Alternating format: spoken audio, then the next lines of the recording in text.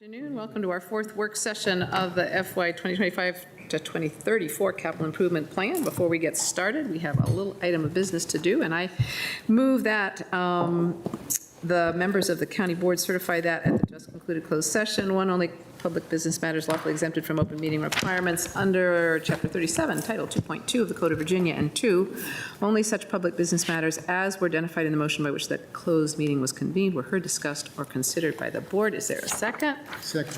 The clerk will please call the roll. Of course, Ms. Garvey. Yes. Mr. Carantonis. Yes. Mr. DiFerranti. Yes. Ms. Coffey. Yes. Ms. Cunningham. Yes. Thank you very much. So today we're focusing on the Department of Environmental Services Stormwater Utilities Program, the Department of Technology Services Enterprise Technology, and our Public Safety Capital Programs.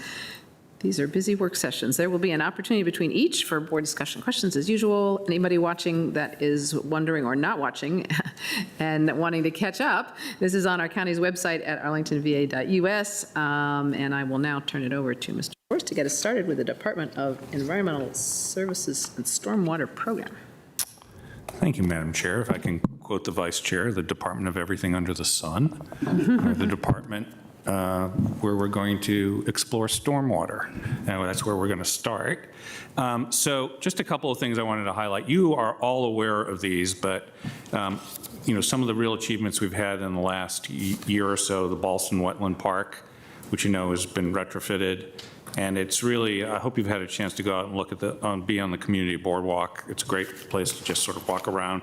We have been able to take excess rainwater from 450 surrounding acres, and that's been just a real great bonus for us. You all know about the Cardinal Elementary School Stormwater Vault. Just to remind you that that is a 540,000 cubic foot vault, and it temporarily can store 4 million gallons. And so we thought, given what's happening in Paris next month, we would compare it to 6 Olympic swimming pools. So you can get that all in perspective. We're also, not to dredge up old business, 4 Mile Run, we have dredged 4 Mile Run in the over last summer, so that's good to know. Freeing up transit with our sister city in Alexandria. And then we continue to make acquisitions for property along in one of our watersheds. We'll talk a little bit more about that as part of our flood resilient Arlington. I'm going to turn it over to Greg. So I'm going to say, because we have about 4,000 slides we're going to go through, and we hope that you'll interrupt us. But I asked him to put together one slide, which is incredibly important for me, because I will tell you, I get frustrated and slightly aggravated sometimes with our conversations about the future of development in the county, especially came up during EHO, and there's a perception out there somehow that we do not have enough capacity in our main infrastructure. So pay attention to this one slide. Greg. Thank you, Mark. And so before I turn it over to the rest of our very capable team, I just want to provide that high level of framing or context to two important high level questions. Do our water and sewer systems have enough capacity to handle population growth?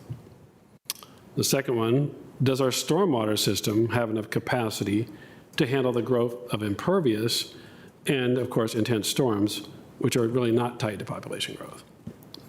So the first answer on the water and sewer is Arlington is very fortunate to have stable water and sewer utility systems with sufficient capacity even with growth. We have a strong history of forward-thinking, planning, and investing based on our system master plans, but we assumed linear demand. And with the water-saving showers, toilets, appliances, and practices, that linear consumption growth with population did not happen, and thus we have a counterintuitive result. Our daily water demand actually dropped with increased population. So if you look at 1998, our average water was 28 MGD, or million gallons per day. And that was back in 98. Now we're into 2023, our most recent data, under 20 million gallons per day at 19.6 million gallons per day. So that water then, much of it also then carries into the sewer system. And in the sewer system, we actually combine our flows with others and our interjurisdictional partners that come into the systems. So there, down for the plant, we planned, built, and permitted with great board support 40 million gallon per day capacity. But we actually treat around 22 million gallons per day. The difference is it's more concentrated than what it used to be. So yes, we have plenty of capacity for both water and sewer. Any problems that we have are very localized to individual, streets or locations and very small scale. My bigger concern is with resiliency and reliability of both the source water and the finished water, and we'll talk more about those in future slides. Okay, so to the second question about stormwater capacity. There, not so much we're meeting it, but it kind of depends on exactly where you are in the county. It's a more difficult one to tackle because we have those negative headwinds of that gradual impervious growth, often with lower scale redevelopment, along with that increased risk from intense storms. So we are tackling that challenge with the board, the community support, as proposed in the CIP. And of course, we will continue to do all we can in the regulatory space. And certainly from the DES side, we will speak up as appropriate when the board addresses lot coverage, because it interplays with the lot coverage. So we will cover how we are approaching both the green infrastructure and streams and stormwater from both a capacity and a water quality perspective. And we'll also cover the gray infrastructure of the pipes. So with all that, I'll turn it over to Krista Abel, who will, along with others, Jason Papacosma and Liz Thurber, will lead us through the stormwater and then eventually utilities. And I apologize on behalf of Demetra. She's under the weather, so she can join us by remote, but we'll try to give her a break today. Her voice isn't there. And I'm going to encourage you all, like we did before, as we go through, there are a lot of slides, to just stop us when you have a question, because if you wait till the end, it could be a long time from now. All right. And we got this nice little. Oh, that was subtle. That was very clever. Yes, you may, quickly. Okay. On sewer, on sewer, the concept I've had in my head for the last 2 months is low-flow toilets are helping us make our capacity there. I can't tell you off the top of my head why water, is it faucets, or why we have enough capacity on faucets and water. And maybe it is the same thing, maybe I've got it. But I'd like to be able to, because proving a negative is super hard, and so when people say this, I want to have a short response that can smoke out and say, that's just, and that report on the sewer system, it's just not correct. You can have your own opinion, not your own facts. So I need a little teasing and helping on the water piece as to why we're down. We have more people, but we're using less water. It's all those things combined. It's the low flow toilets. It's the low flow showers. Yeah. It's the high efficiency dishwashers and washing machines and everything that you use for water. And great. All my colleagues have got it already. I just sometimes take a little time to get the concept. Okay, Thanks. thank you. Well, take it away. Is it there? Yeah, so Question two. just, All right. just to thread a fine point here, it's not the low flow appliances and the low flow valves and all this in our households are a relatively recent implementations. This is the last 10 years maybe, right? This is going even better right now because now they are absolutely mainstream. They are prescribed, so there is no way to choose between a low flow and a traditional one because there is no traditional one anymore. They have to be low flow. So actually, am I correct to assume that the additional water that we have to discharge through the sewer system is going to be even benefit even more in the next few years from the increment. So minus 1% increment accounts for all these improvements going on even further. And then in addition to that, also everything that we do to sequester water on site, the land disturbance permits and all this. Is that correct? yes, so there's the two different systems there. So I was following you with the first ones about what's going into the sewer system, the sanitary sewer system. But then the latter part of your question was about the stormwater system and all the things that are happening with stormwater.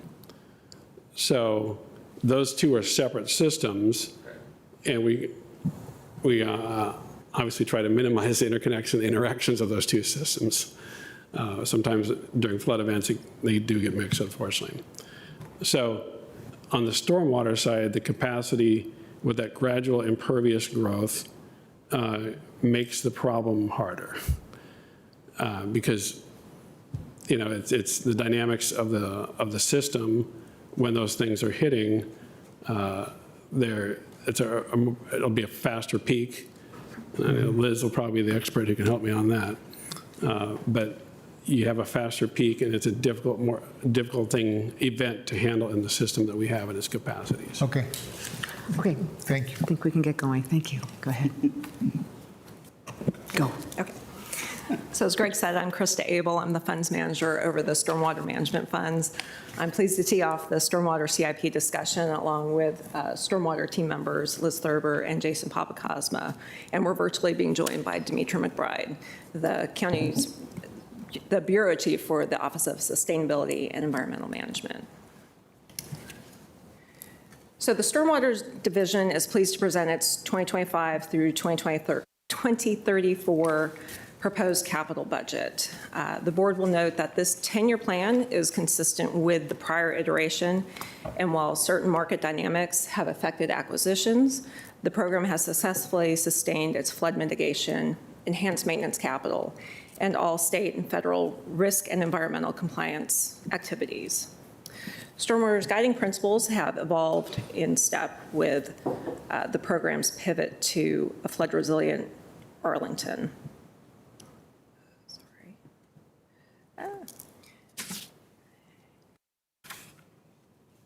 And in the wake of repetitive intensive storms, flooding, and loss during the 2016 to 2019. The Stormwater's guiding plans and commitments reflect a suite of policy, technical engineering, and regulatory environmental science guidelines.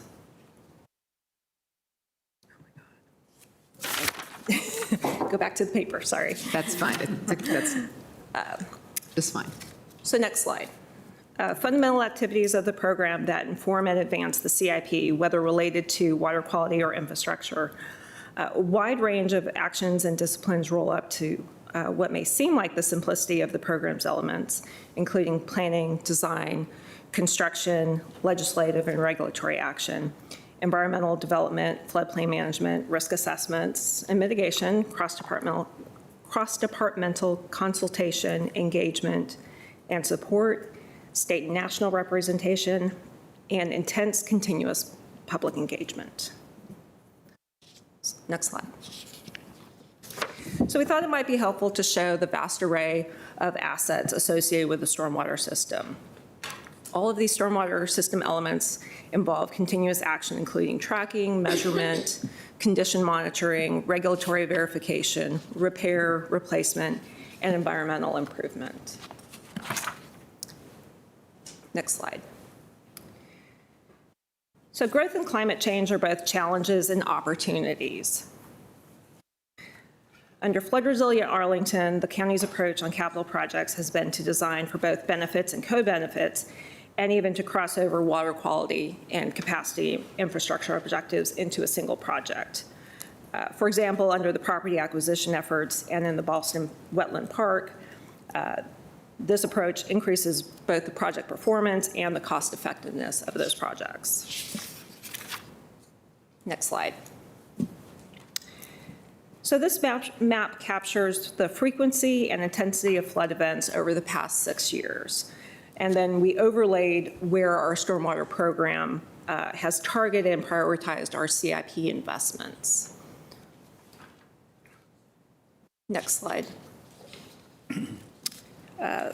These priority projects produce benefits ranging from flood mitigation and management, environmental restoration, co-siting of public assets between the counties and schools, and erosion control and full compliance with federal standards and requirements. From map to visuals, the slide fully illustrates more than $25 million in completed projects over the past couple of years.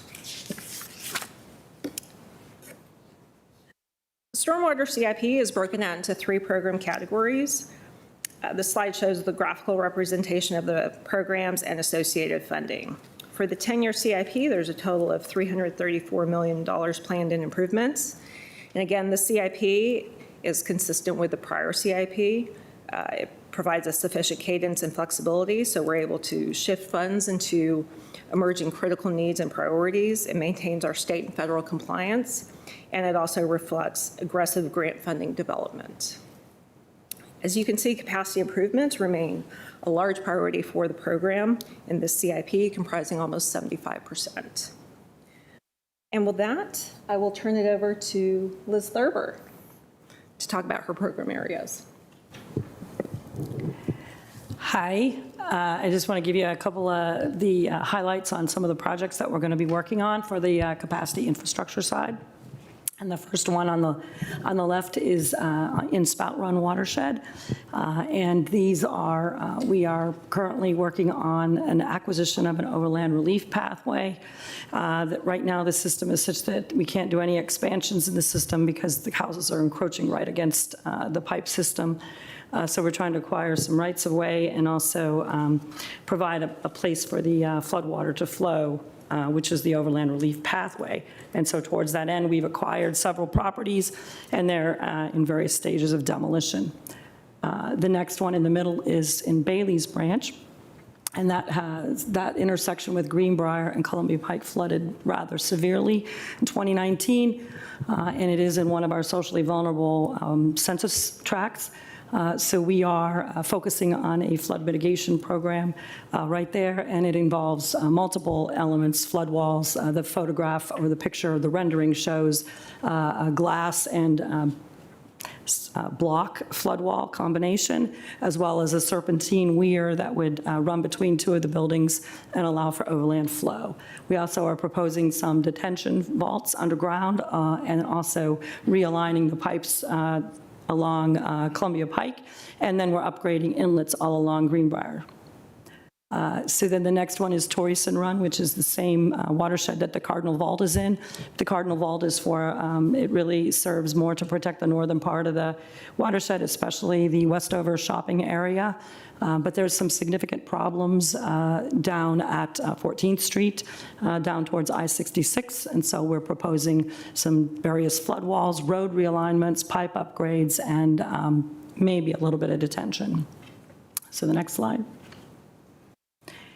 So to talk about the voluntary property acquisition, which is active in Spout Run right now, which we just mentioned, is the acquisition of some property on a voluntary basis only.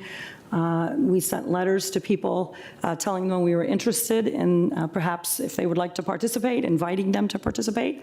And so far we have acquired 4 right there, but we have also acquired 1 in Crossman Run and 1 in Torreyson Run. The one in Torreyson Run is across from the Cardinal School Vault, where we have an 84-inch pipeline that crosses the property.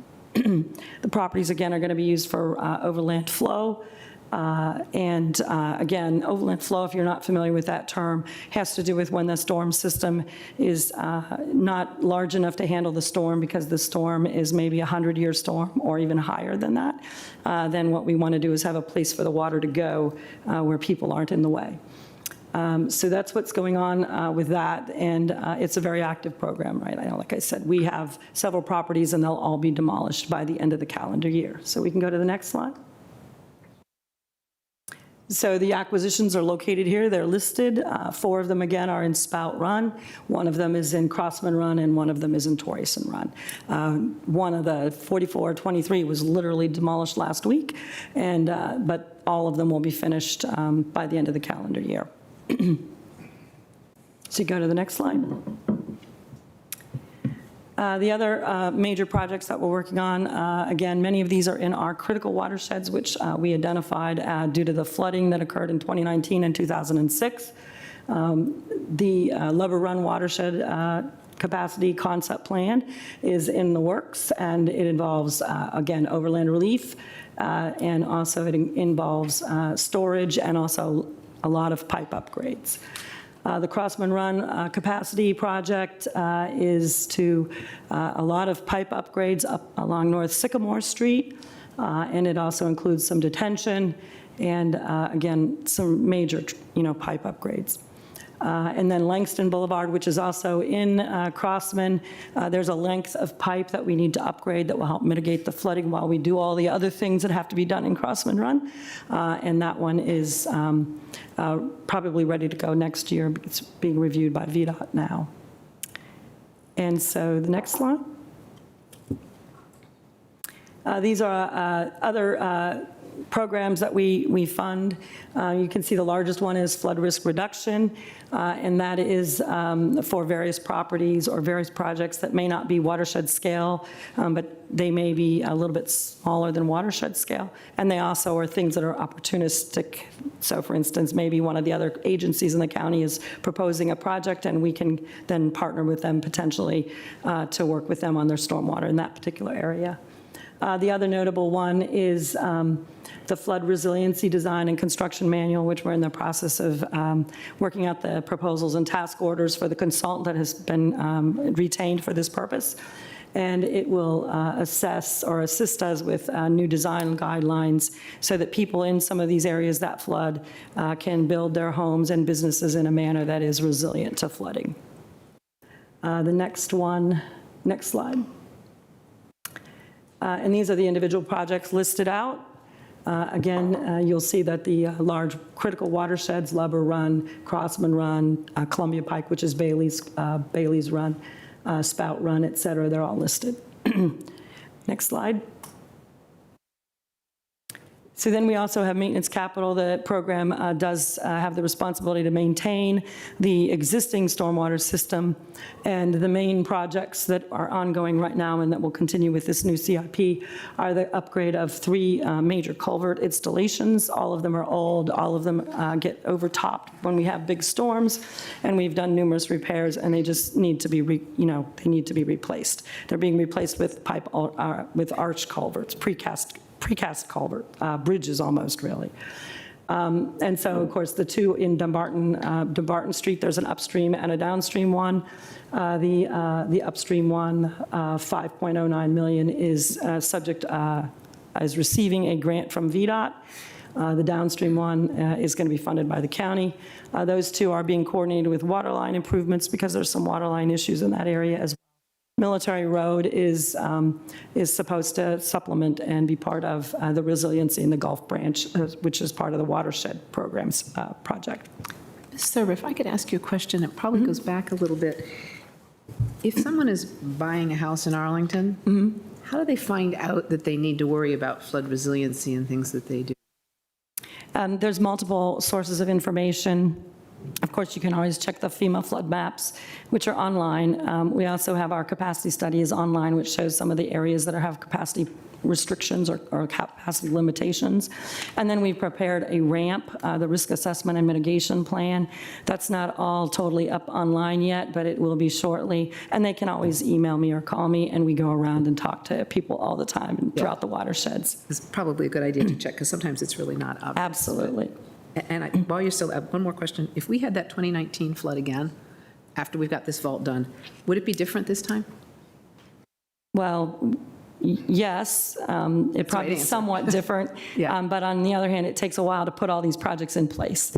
So, yes, it will be different, but we're just a couple years into this long and involved CIP. And again, this CIP that we're working on now is really a continuation of the previous one. It's really nothing new or not much new. But it's not something that can be achieved in just, one CIP cycle. Thank you. Just wanted to sort of set expectations, because Yes. people might be expecting that's all sort of taken care of, but it's not yet. Yeah. Not yet. Thank you. Should we go on to the next slide? Please. So we have some, if you don't know, we are on a 20-year inspection cycle for the stormwater system, the conveyance system. And what's happening right now, sort of a snapshot, is as we inspect the pipes, and the 20-year cycle means we try to inspect it all within 20 years. So about 10% of the pipes that we're inspecting are requiring us to put them into a list of areas that need improvement or rehabilitation or repair. We have about 10% of those are turning out to have to be considered for rehabilitation or repair. And right now, we have about 3 to 5 years of maintenance activities that are scheduled. In the future years, you'll see when we bring up the slide on the CIP program for maintenance, we do expect to ramp up the repairs as some of these big capacity projects come online. Then we're going to spend more money on some of the rehabilitation of the existing system. I have a quick question there. Is that inspection cycle, how does that inspection cycle and the percentage that are in need of maintenance compare to national metrics? Or like, are we out, are we similar? Are we different? Are we ahead? Are we behind? I think is what I'm trying to get at.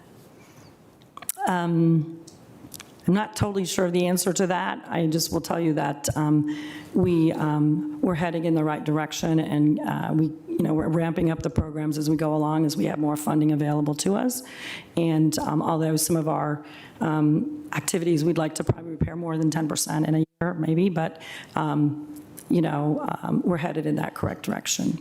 I would bet it has a lot to do, like, when those pipes were put in, how old the It pipes does. are, what the, so there's it's probably Right, we hard to get a prioritize standard. how we inspect the pipes. We try to inspect the ones that are problematic, that we already know are problematic, and as they get inspected, we do rate their condition. And so then some of them, we might have to go back and inspect more frequently.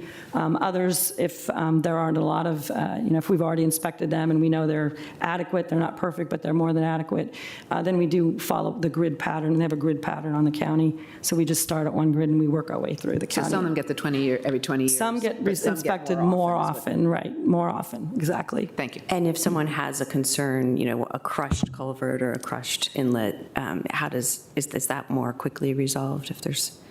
Well, we try to resolve that quickly, but unfortunately, sometimes we have all kinds of issues with right-of-way and access. Okay. Takis? Thank you. So on the rate of scheduled maintenance work, the future years, so we are basically, how do we plan for that? So is that frequency and number of times that, or number of maintenance jobs that we do every year, right? That's the rate, right? Right. So how do we try to find what are the more prone to fail parts of our system so that we, get the maximum benefit from the inspection Right, so we know regime? that terracotta pipe and the CMP pipe is more prone to fail. The problem we have there is that many of the easy-to-do ones have already been done, and so we are stuck with the really hard ones, and that means they're usually on private property and hard to access. So we have a program you'll see on the next slide, or I think it's the next slide, that talks about a program to repair those things as we go along. Some of them tend to be very expensive also. Unfortunately, we've had some that are just, several $100,000 apiece. As far as the other pipelines, again, in the areas where we have the critical, where we had the flooding, we've inspected those. We try to inspect those more frequently. We just know that we have to, we're going to want to ramp this up as the pipe system begins to age. Again, a good percent of our pipe system is already 50 years old. So do we have a plan that says, by that time, we will have inspected at least once the entire system? Every 20 years, Yeah. at least 20 once, years. everything gets inspected. Okay. And now we're rating it too on the NASCO pipe rating system. And we get a lot of videos. We spend a lot of time watching pipe videos, believe it or not. I do believe it. I'm sure it's thrilling. Thank you. Go ahead. Next slide. Oh, I didn't hear that one. that's still pretty good. That's all right. Okay, go ahead. Okay, so these are just a summary of some of the programs that we have. So there you see the almost $27 million for stormwater mains and rehabilitation over the 10-year period. Then we have some catch basins. Again, some of them are very expensive to rehabilitate. We did one in George Mason Drive, and it was almost $500,000 just for one manhole. Then we do the stormwater frames and covers. Again, as the paving program goes forward and paves the roads, we have to make adjustments to the covers and the frames that they have to be adjusted height-wise or whatever. And they uncover sometimes that are fails, various things have to be failed and things have to be fixed. And then I mentioned the terracotta and the corrugated metal. That's a small percentage of our overall pipe system, yet they are the ones that are old and they tend to fail.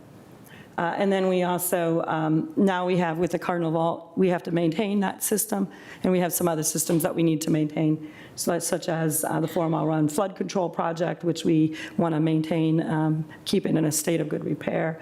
Then we put in some sidewalk under drains as well. We can go to the next one. And then there's a summary of the big capital maintenance projects, again, the DeBarton culverts, and then you'll see flood control maintenance, the 4 Mile Run. We did a huge amount of maintenance this summer, but we need to keep up with it, in particular, making sure we keep it free of debris and growth. I think that just summarizes all of that, but you'll see number 10 is the one we were just talking about, stormwater mains rehabilitation and replacement. We are ramping that up as we go along, spending a little more every year. Next slide. And I think I turn this now over to Jason, my colleague in watersheds. Thank you, Liz. Hi, everybody. I'm going to spend the next few minutes covering key highlights for the Streams and Water Quality Program, starting here with a snapshot of how we assess and monitor and manage our natural stream assets and the connecting outfalls where stormwater leaves our pipes and enters our stream valleys. For the Stormwater Master Plan that was adopted in 2014, we assessed all 30 miles of our stream network, along with stormwater outfalls, and identified more than 6 miles of the worst stream erosion and 40 failed stormwater outfall assets. And it's important to note that since then, erosion and damage have continued. To date, we've addressed 1 mile of stream and 13 outfalls, with more stream and outfall work in planning and design. We also updated our priority outfall list in 2020 with some field work in 2020 and plan to reassess priority stream erosion areas over the next 5 years. Next slide, please. So here's the first of 2 maps I'm going to go over to help visualize what we found with our condition assessments. This map shows 2 main things: that stream erosion is distributed across the county and varies in severity, and its intensity is concentrated in the steeper terrain in the watersheds that drain into the Potomac Gorge. The map also highlights where and when stream projects have been completed. Next slide, please. And this map shows the results of our outfall condition assessments. Like stream conditions, there's a concentration of outfall damage in the Potomac Gorge watersheds. We've taken advantage of opportunities to repair outfalls when we do our stream projects.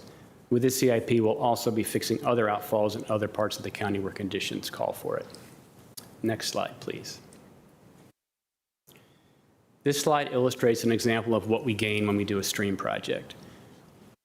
And we're a big fan of our before and after photos to help us tell the story. The Tributary B project accomplished a lot more than fixing erosion alone. And this is how we address multiple objectives in the program at once with the same dollars. And I'll just mention briefly here that starting with the Tributary B project, we're monitoring vegetation and bank stability for 5 years after construction.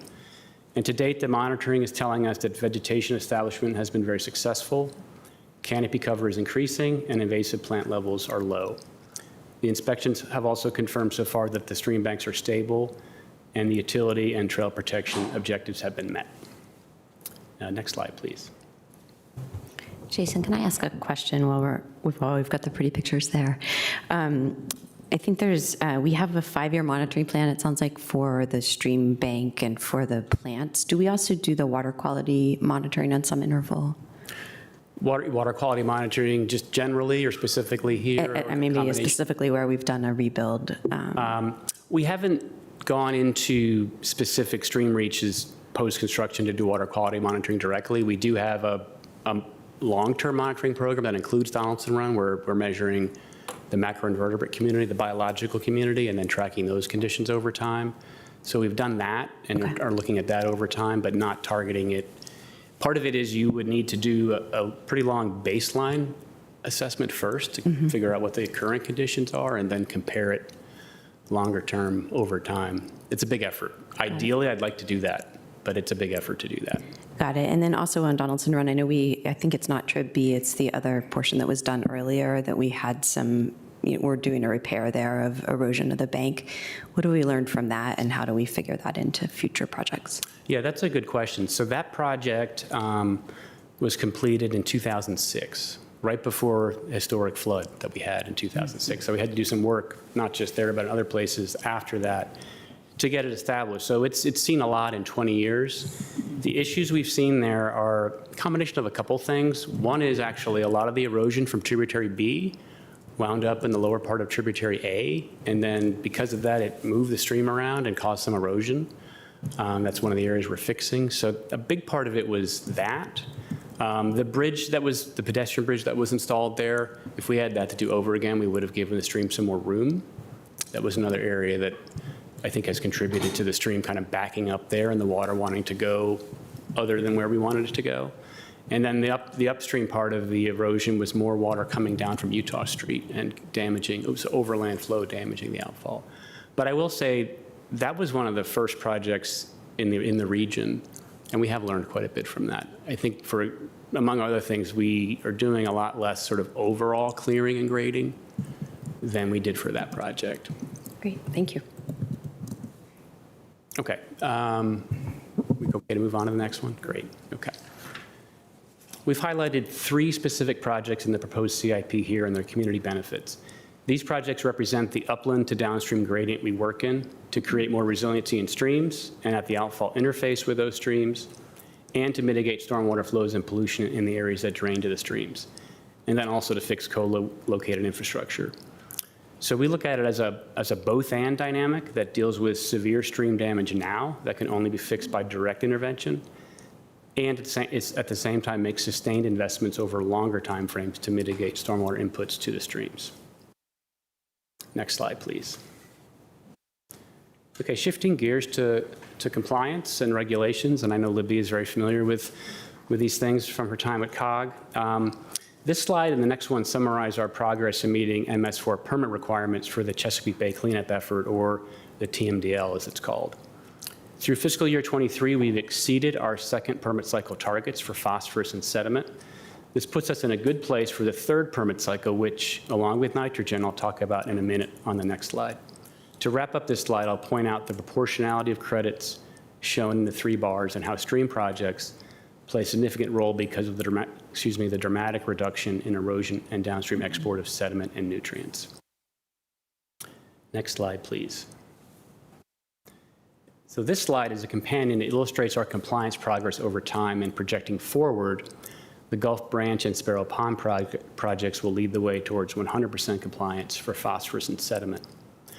Nitrogen is hard to remove from stormwater, and we're fortunate to be able to take advantage of the investments in and performance from our water pollution control plant to essentially borrow nitrogen credits to extend our compliance timeline. Next slide, please.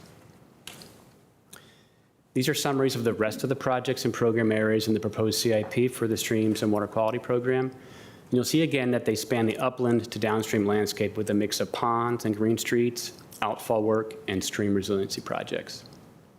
And next slide, please. And here's the proposed program by year over 10 years, totaling just over $41 million. And I believe at this point, I will turn it back over to Krista. Yeah, I'll take it from here. Thanks, Jason. Before we let Jason off the hook, can I ask one more question?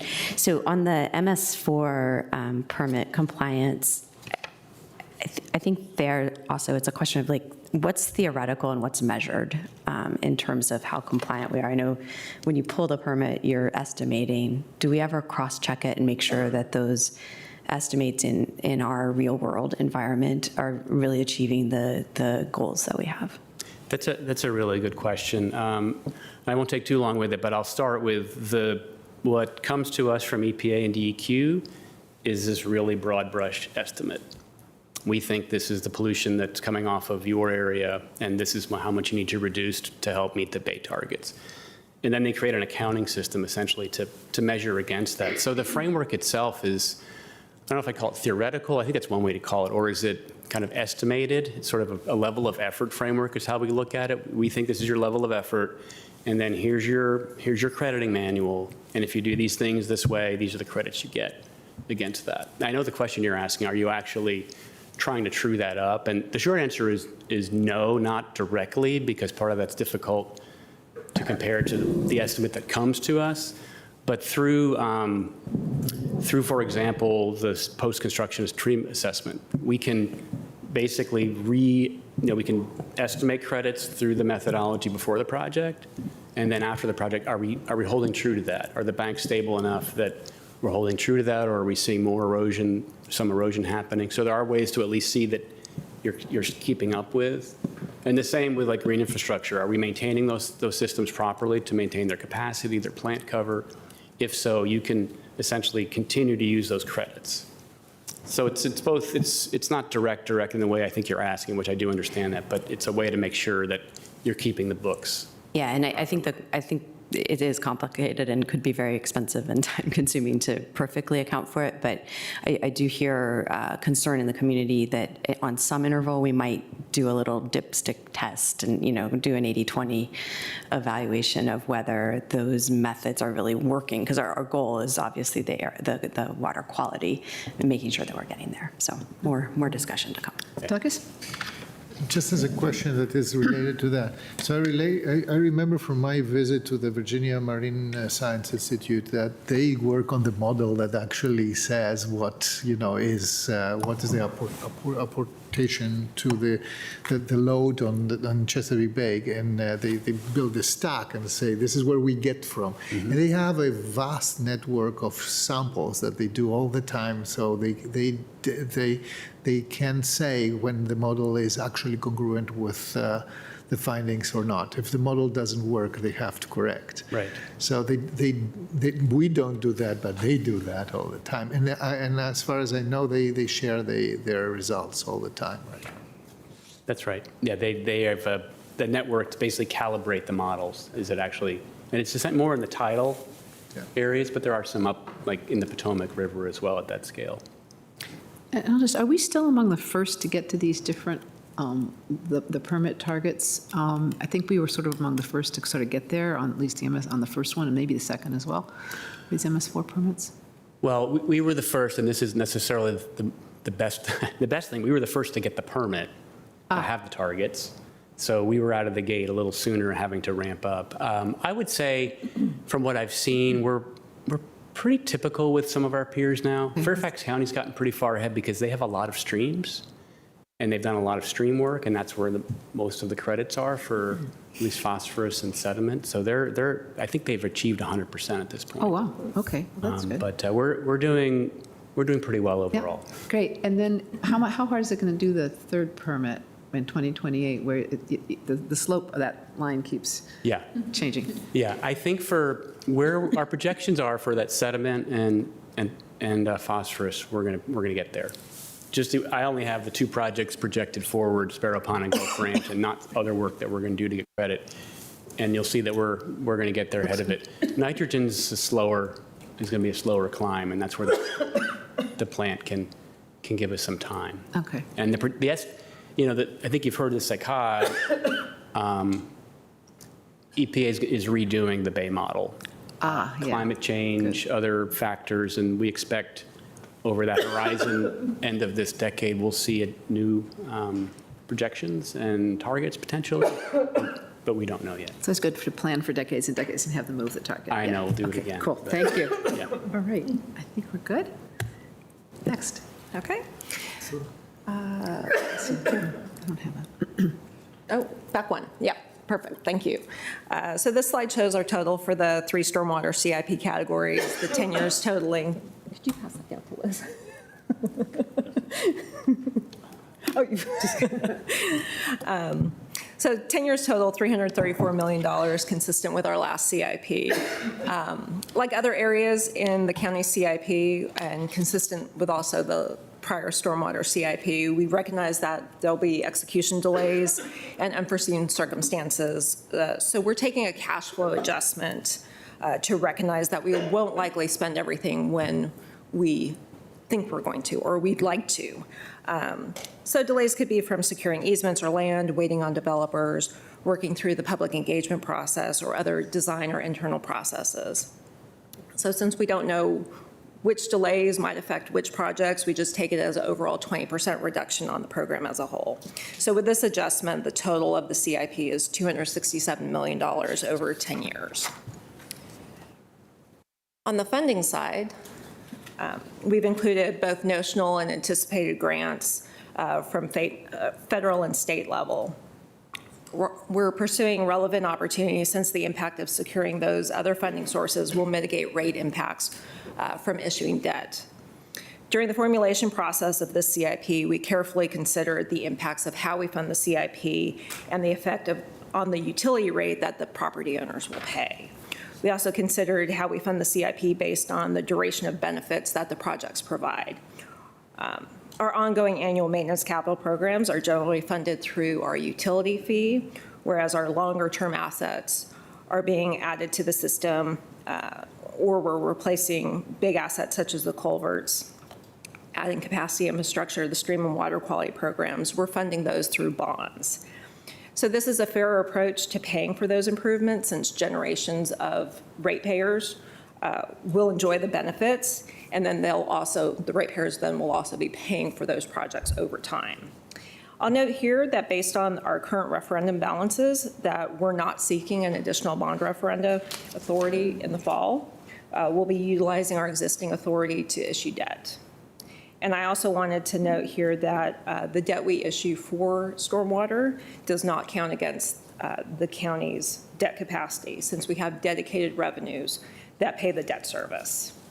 And this is also part of our financial policies. Next slide.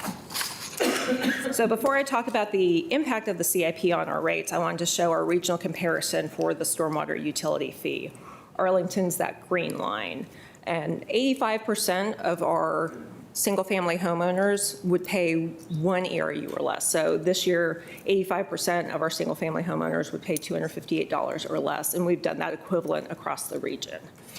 And regionally, what we're seeing is the jurisdictions are all increasing their rates about 5 to 6% annually. And our future slope of the rate will largely be driven by our capital program execution. As we talked about earlier, with where we are with our program and the MS4 permit, that also dictates, we'll see. We're closer to needing that 100% compliance for the permit, so we'll see some increases based on that. Next slide. So here's a graph that we presented to you during the last CIP. We want to be transparent about how we pay for the program, how we pay for the debt service, while also staying in alignment with our financial policies. This chart shows our projection of debt service based on the 10-year CIP and what the effect would be on the utility rate. As of now, we've only issued debt for the Cardinal School Vault, which is the gold bars, and then the blue portion of the graph shows us layering on debt as we go through the CIP.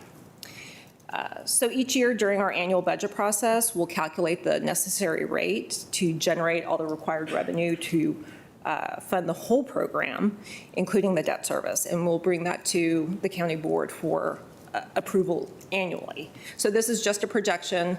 As you can see, though, the utility rate is projected to double over the 10-year period. So we do have one of the lowest household impacts inside the Beltway right now. Other jurisdictions seem like they're typically raising their rates. They're in that catch-up mode of getting into program compliance and generating those funds for their programs. So while we're showing the scary doubling of the rate, it's really all dependent on what the capital execution is. I'll say it's kind of it's a double-edged sword.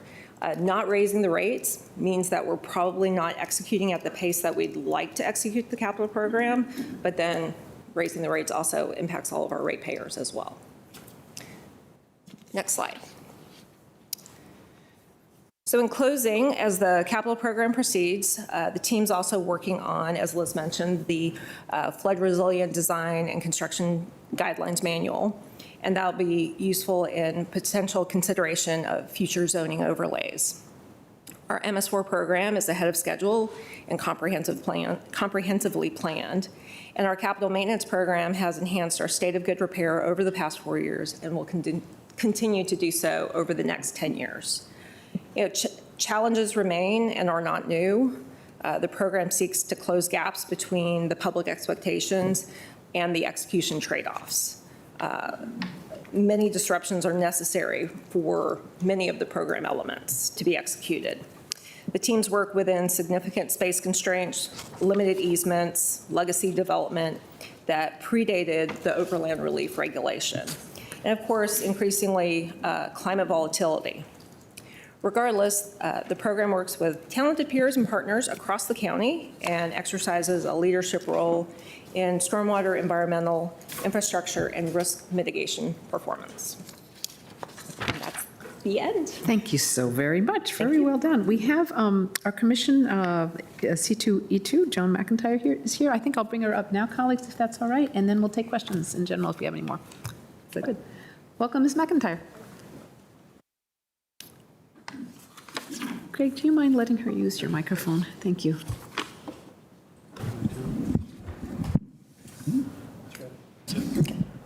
Good afternoon. Joan McIntyre speaking on behalf of the Climate Change, Energy, and Environment Commission. As probably is obviously, I will be speaking much more broadly than what we've just been discussing. But we did approve a letter last night. It should be in your email boxes that will give a lot more detail.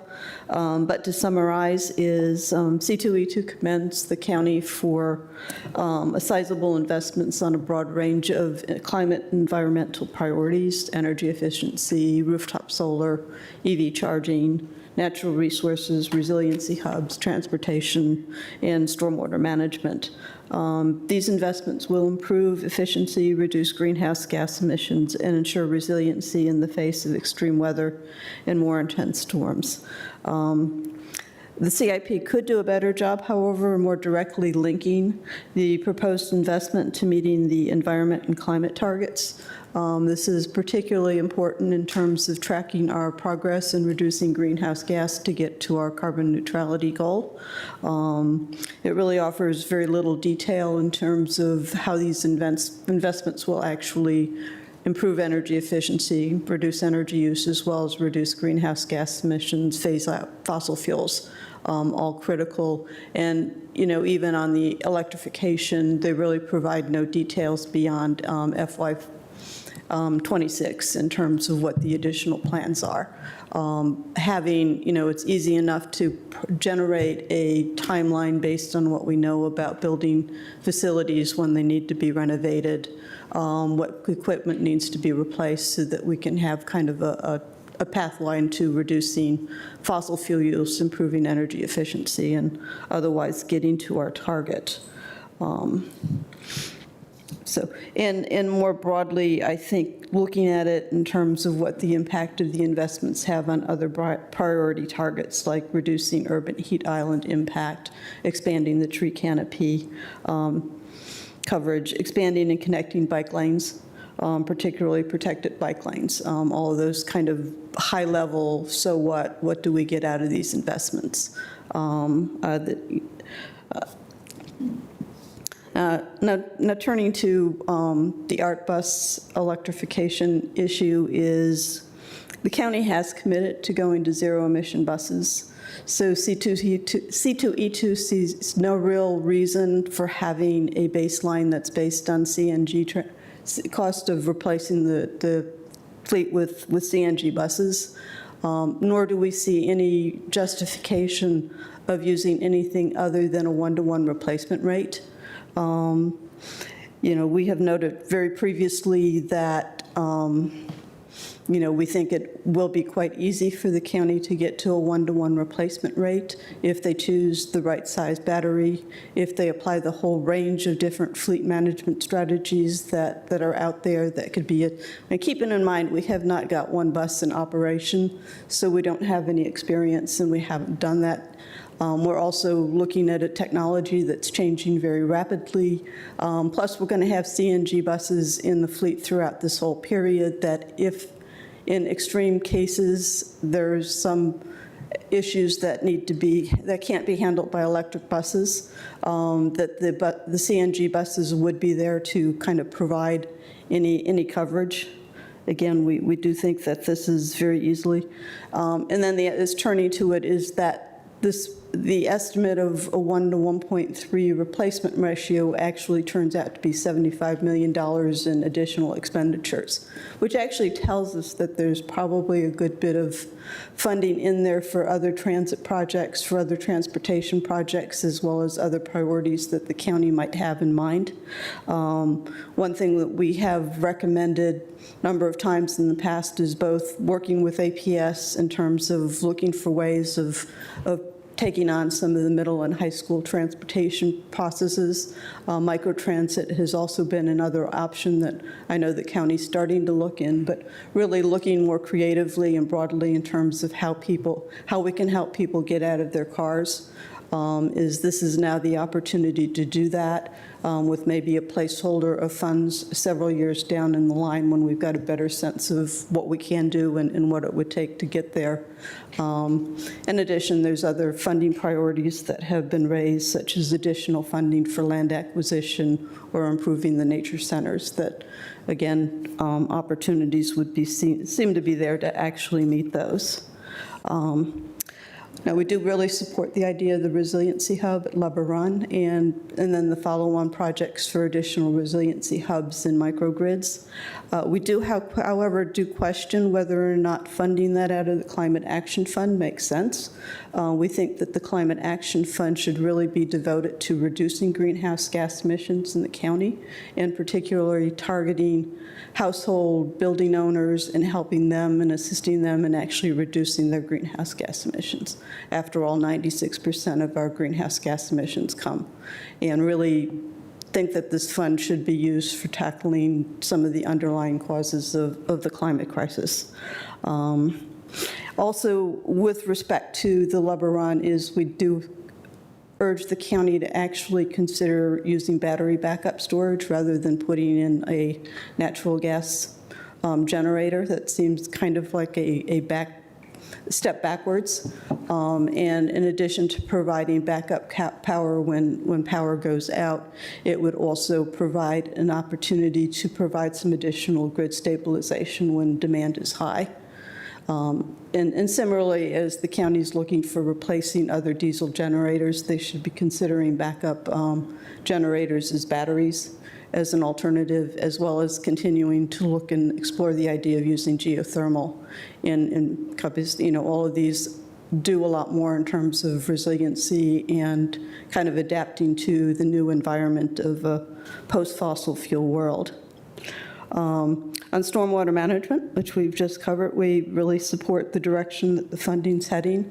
We do see that moving forward quickly with kind of the standard feasibility analysis that will really lay out the plans for particularly the two key watersheds, Spout Run and Lubber Run, which is getting a good portion of the funding, kind of laying out how that would, what would be the impact on reduced flooding and how it was reducing the flooding for residents, as well as also protecting our streams and kind of capturing, slowing water going into the streams to prevent continued and further erosions and damage to the tree canopy fund in the area. So that's what I have to say. Thank you very much. Appreciate the opportunity. Thank you very much. All right, colleagues, any questions for staff or for Ms. McIntyre? Happy to take any questions. Only one. So slide 33, this is the projected rate and rate impact. So help me understand why at the very first year, so the fiscal year 25 to 29, we calibrate the rate increase above the debt increase, and then it begins to, the debt increase is stronger. how do I have to understand that? Is not the rate, doesn't it have to be absolutely responsive to the debt rate? Or is it that some sort of fiscal optimization of this curve? There's a lot of different thank you. There's some different factors at play on what the rate supports. So the rate also supports, besides the debt, the rate also supports the operating budget. Yeah. And so, So that's the delta at the beginning. And this is not, so is it more, the other factors are more pronounced now in the next 5 years and less pronounced? we're still, Okay, I understand. we're working through the model and working through all the factors. I mean, we're looking in a time of 10 years, we're looking basically at nominally at doubling the ERU, per ERU rate, right? Yes, provided. Yeah, with inflation factors, et cetera, I'm not shocked by that, but I just want to state that this is an increasing curve and we need to be paying well attention to this. Thank you. Yes, thank you. Matt? Thank you, Madam Chair. Thank you for the initial presentation, saying that we're not all the way there on stormwater. I actually am heartened by that. You don't want happy talk saying we got everything. It reflects flood resiliency. And as a concept, we are in a very different place because there has not been another July 19th flood. If there were, this would be a different work session for sure. I'm fine with not doing bond money in addition. I want to understand, keeping in mind resiliency and not elimination of flood. People ask us that, and I'm like, that is not a thing. But would additional staff covered by the CIP help us? I don't need a long answer. I'm fine with it. I just am mindful that if we'd had another flood, I would probably be in a different posture with this question. And so I'm eager to sort of see, like, if we're not doing some this time, I really want to catch up for next time because I'm mindful of the 334 number or the minus 20% number. So would one additional staff help us or not? Or what is, and I'm mindful that you can't get through the pipeline of projects just by magic. Us saying stuff is not a thing either. So what leads to us holding off now? Can you give me a little confidence that in 2 years we'll be getting there so that the 5 hot spots are addressed? I think a large portion of the CIP is creating something that's doable, that's executable. And we've seen, it is a newer program that's really ramping up. We really just started intensive funding in the FY21 CIP, and then we had the 3-year CIP. So this is really just the second 10-year CIP with a large amount of funding. So the program's ramping up, figuring out the capacity. There's a lot of different factors at play with the program execution. We feel this is looking at you guys, I feel like this is a doable CIP, but it is a team effort across many different divisions within DES to come together to execute the projects.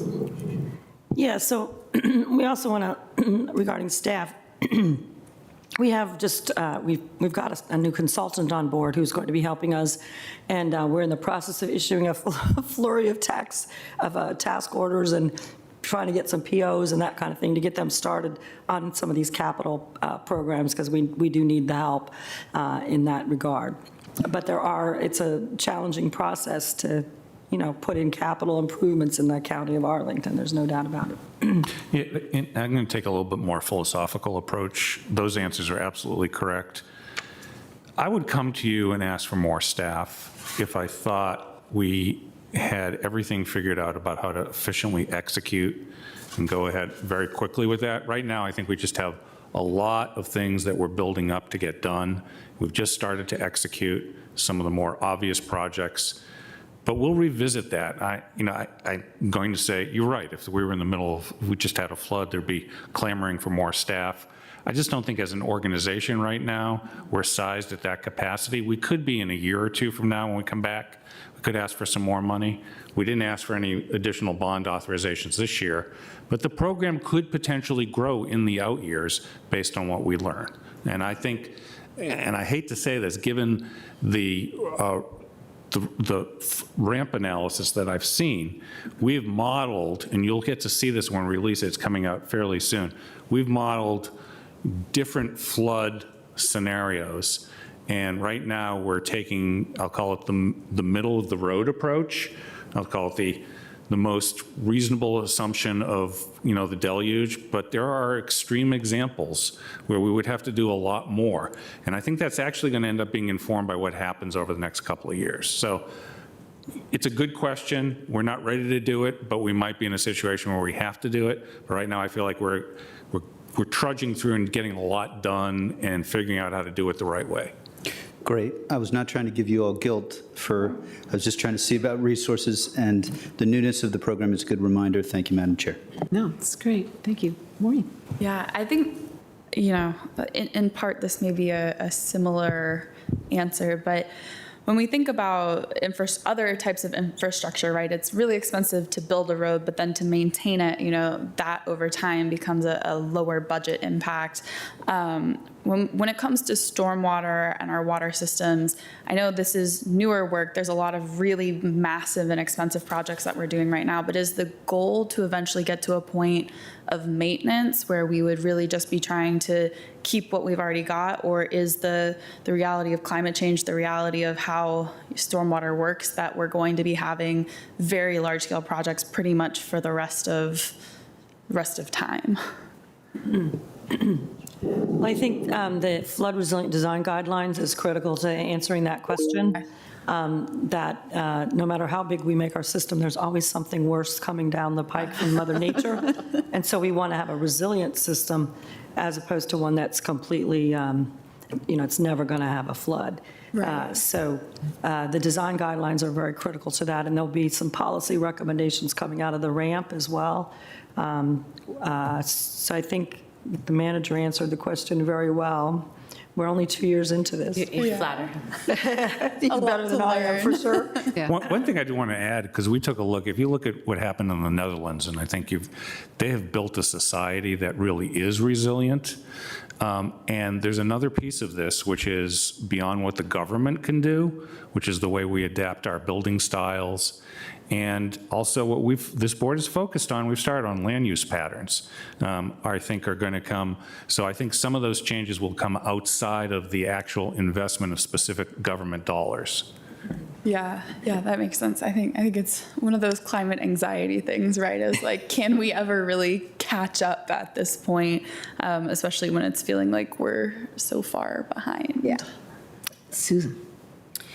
It's sort of building on that, back on page 33 again, we're showing the debt level increasing as we, roll out this plan, which makes a lot of sense.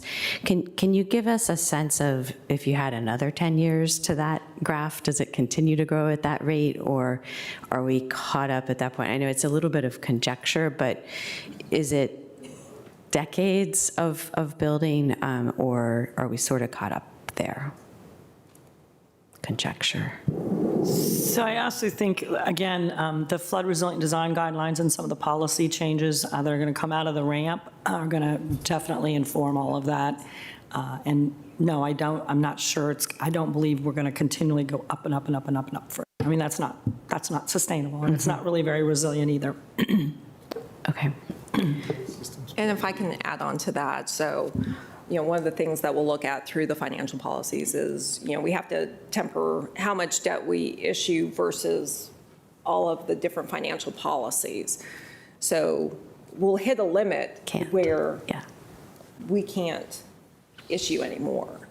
And then, I think we'll then focus more on the maintenance capital and maintaining what we've got until we have the debt capacity again to issue more debt. We're going to talk about utilities coming up, and you'll see what I'm talking about on the utility side. Yeah. So we'll get to a point where Yeah. I'm sorry, it switches off. The emphasis on each program changes. So you might find that capacity becomes less and maintenance becomes a little more, that kind of thing. It's a balancing. And do we have a sense, like we've done with water usage and sewage capacity, like, does the LDA work and the regulations we've put in place already, are we starting to see any decline in the runoff and the overland, or is there a point at which that might happen, or do we all have to live in hobbit houses? That's a good question. This is how I look at it. The LDA program's really dealing with mitigating new impacts as they come. And what we've seen in our data, and in terms of that slow but steady impervious surface increase, is we think more impervious surfaces are not regulated, the new ones, than are regulated. So the LDA program is not regulating all new impervious surfaces. There's a lot of activity below the threshold that's also happening. So that's another thing to keep an eye on. And we've talked about this. I think it's really important. It's not urgent, this incremental pace, but it's important that we need to think about this, because in 10 or 15 or 20 years, it starts to add up. You know, one of the, and I know you're familiar with this, but a little bit more for the community. When we, in the fall, do this modeling exercise we're going to do on low residential, I can never remember what the S stands for.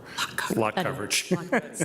Yeah, but we'll talk exactly about the point that Jason just raised, which is that we have some construction that takes place on our residential lots, which adds to the impervious count, but right now isn't really handled through our regulatory scheme.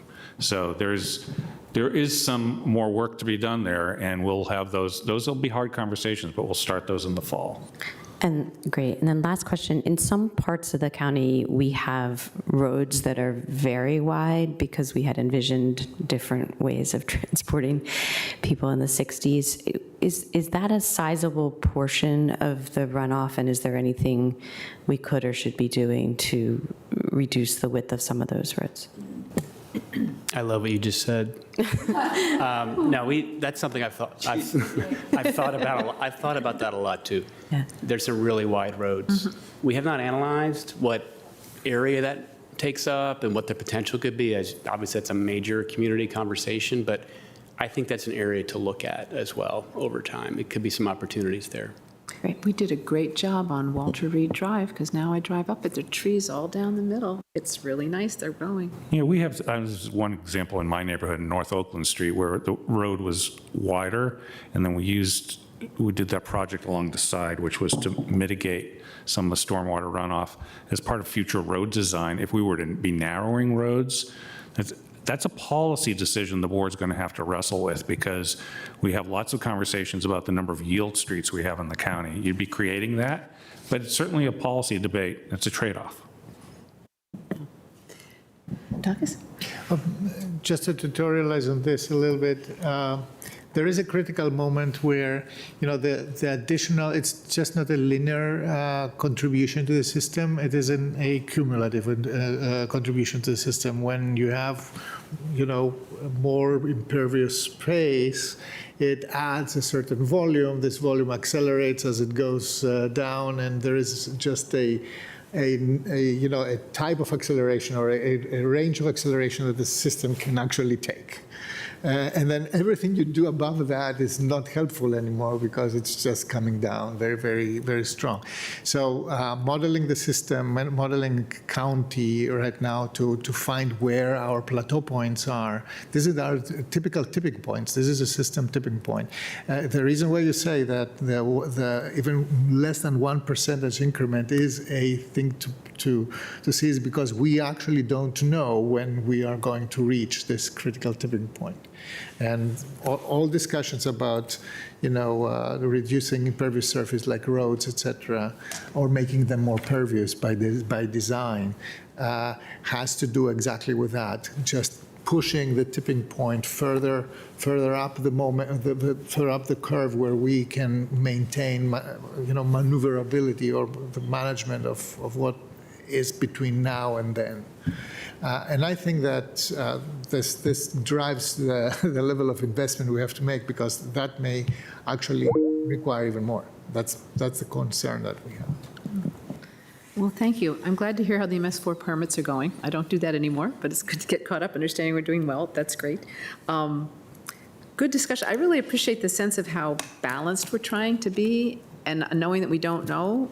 And I know this is a constant kind of go with C2E2, but I'm not convinced on the electric buses. That we just need to go full bore. I mean, the technology is changing. Are we sure that that's exactly the way it's going to go? We're not quite sure. I think being a little bit cautious is really wise. And Maureen, I just keep quoting you. Is it all right saying that if we don't get people on buses, it doesn't matter what kind of buses we got, and that really needs to be I think the thing that we need to get to first. So I feel like we're really approaching this in an intelligent way and moving forward fairly quickly, but also really trying to keep track of what's going on with a lot of unknowns. What's the climate going to do? What's the technology going to do? And I'll be following you from afar in the future, but it's great. Thank you so much. I think that brings us to utilities. Utilities, yes. Yeah. And Mr. Manager, while we're switching folks at the table, I know we've had some conversation offline about the Gulf Branch project and Madison Center upstream from it. Do we want to share anything about kind of how far we've thought so far about kind of comprehensive watershed there and how much we might do, or set a timeline for so discussing? Okay, Jason, we prepped you for this. Go ahead. Did you have a bet whether I was going to ask? Yes, yes. I think Did Mark win? we did. Dang it. Yeah, I think one thing I'll say, I think we may have provided a narrative too from Greg maybe on this topic, maybe a month or so ago. I think just briefly here, as we talked about today, the theme is we definitely want to do Gulf Branch and deal with the stream, as soon as we can. The project's at 90%. We are looking at some runoff from that area and mitigating it, as part of the project at the outfall up there. But as far as Madison Center itself, it's not in the scope of Gulf Branch. If that's what you're getting at, what about Madison Center itself? Yeah, and just more generally, the upstream county-owned properties that may be contributing. Yeah, not within the scope of Gulf Branch, but that's something we're always looking at. But that one in particular, I think probably is subject to future planning efforts for the center as a whole, but happy to continue the conversation. Okay, great, thank you. Thanks.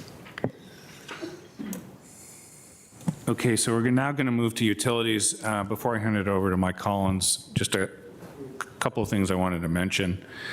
With utilities, we're talking a little bit about, this is where we start talking about water. I'm really happy to report over the last 2 years, we've had a flawless record of water quality compliance. There, I said it. So I don't want to hear anything more after that. We have our Gravity One supply transmission, which is a new 24-inch water main that covers about 2/3 of a mile, finished its construction about 1.5 years ago. And that, you'll hear a lot about this when we're talking about enhancing our system reliability, gives us some redundancy, and it's an alternative to the transmission line that comes from some of our storage tanks. And we saw some of that redundancy in the most recent water main break. We can talk a little bit about that if you're interested. And also some other thing where we spent a lot of time, I don't know if you'll, the EPA lead and copper rule, we've surveyed about 2,000 of our water service lines, including schools and childcare facilities. We haven't detected any with lead. I don't know if I have any single-family homeowners at this table here. You got your little card and you took out your coin and you scraped your pipe, and then, oh my God, I got a note back from them last week. I have to do some more, because I'm anxious. So if you wonder about my behavior, maybe there's some lead in my pipes. I have no idea. But you'll hear a lot more about what's going on with the water pollution control plant. And with that, I think, am I turning it over to you, Mike? Yeah, over to Mr. Collins. Thank you, Mark, and good afternoon, board members and Madam Chair, who will be back momentarily. My name is Mike Collins. I'm the Deputy Director for Operations with DES. I'll be doing a short introduction for our utilities 10-year CIP, and then going to hand it over to our very capable staff to provide details. We'll have John Lawler, who's our Chief Support Engineer at Water Sewer Streets. He'll walk you through our water and sanitary sewer programs. And Lisa Racy, who's our engineering program coordinator down at the plant. She will brief you on the CIP at the plant. And Krista Abel will also, who's our funds manager and covered stormwater a minute ago, she'll walk through the financial details for all of the relevant programs. As Greg and the manager have already alluded to or stated, I'll state it again, we're really fortunate that we have a stable water and sewer utility systems. They have sufficient capacity now and for the future. And as a result, our CIP is focused not on extension of our service areas or expansion, but it's on reinvestment in our existing infrastructure and on enhancing our resilience and redundancy. As you can see listed here, we have a number of guiding documents which reflect they also reflect this emphasis on system sustenance and resiliency. So next slide, please. So here in our water system, because we have that stable service area and water and sewer systems with adequate capacity, we have a principal focus on investing in the systems faster than their rate of obsolescence. On the water side, we utilize two primary methods to do this, which is standard traditional replacement of the water mains and then also cleaning and lining. So for water main replacements, we utilize our asset management system along with impending development and other partnership opportunities to identify priorities. And as you can see, this results in investment being distributed throughout the county, as shown on this map here. The cleaning and lining process, which is shown in light blue up here, is used to address water flow, fire flow particularly, and quality concerns. And that's really utilized where system characteristics indicate it's a favorable technique. Let's go to the next slide, please. So portions of our water system are reaching their anticipated useful life, which is 100 plus years or so for our water mains. And as a result, we target a 1.6% annual replacement rate. And this focused effort in replacement has been successful, as you can see on the right side of this bar chart, where we're growing our yellow column there. Our newer mains are ductile iron pipe, which is a more resilient material than the older cast iron pipe. And in the donut chart there, you can see we're making good progress in reducing the inventory of cast iron with the more modern and more resilient material. Next slide, please. So talking about sewer, moving to the sewer side. Arlington was an early adopter of the innovative cured-in-place pipe technology, or CIPP technology, back in the 1990s, and we've continued our steady investment in this technology over 3 decades now. As a result, by the end of this 10-year cycle, we expect to have fully rehabilitated the applicable components of our sanitary sewer system. Unlike water main relining technologies, this CIPP technology is a fully structural solution that effectively restores the pipes to brand new and also improves their native flow characteristics while reducing infiltration. So as we reach the end of this CIPP program, we're going to shift our focus to relining our large diameter sewers, which is substantially more complex than doing the small diameter sewers. So it takes a lot more energy, a lot more focus, and a lot more money as well. Let's go to the next slide, please. So while we, as just demonstrated, we invest extensively throughout and across the county, but we also invest in specific facilities, and particularly in regional facilities and partnerships, such as the Washington Aqueduct, the Blue Plains Treatment Facility, and in regional water supply resiliency and redundancy projects with our partners. Next slide, please. So this is always a fun slide. This year I'm particularly excited as 2 of these projects here have been on the books for a decade, for more than a decade. Starting with on the left, the Fort Myer Heights water main improvement project. This went through years of studying techniques to cross Route 50 that both worked for construction and satisfied VDOT. And we finally arrived at the solution here, and once we got it to construction, it went flawlessly and was executed without any disruption, and very excited to have that one off the books. In the center, we have the spout run deep sewer relining and rehabilitation. This is kind of a preview of what we're going to see in the out years of these large diameter sewers. This was particularly challenging project due to being a large diameter sewer, which has a lot of flow and particularly limited access. This pipe was, in portions, is more than 100 and I think 10 feet deep. And it also happens to cross Park Service land as well as VDOT land as well as various private land. So it was very challenging. But again, once we finally got it to design and construction, it went really flawlessly. And then last on the right, another good news story. We celebrate the major construction project, which is one of the preliminary phases of our Arlington regen or solids handling program down at the plant. And that work has upgraded a major process area that protects downstream, protects the other facilities at the plant. So let's go to the last slide that I've got, and then I'll hand it over to John. So here we show our CIP funding characteristics over the 10-year time frame. As you can see, the total proposed funding investment is about $880 million. 44% of that proposed funding is programmed to maintenance capital. Again, staying with this theme that we are investing, we're reinvesting in our systems to maintain our assets in a state of good repair. Investments at the water pollution control plant, largely around the Arlington Regen program, account for more than a third of the funding, or of the investment. So those are the two big chunks there.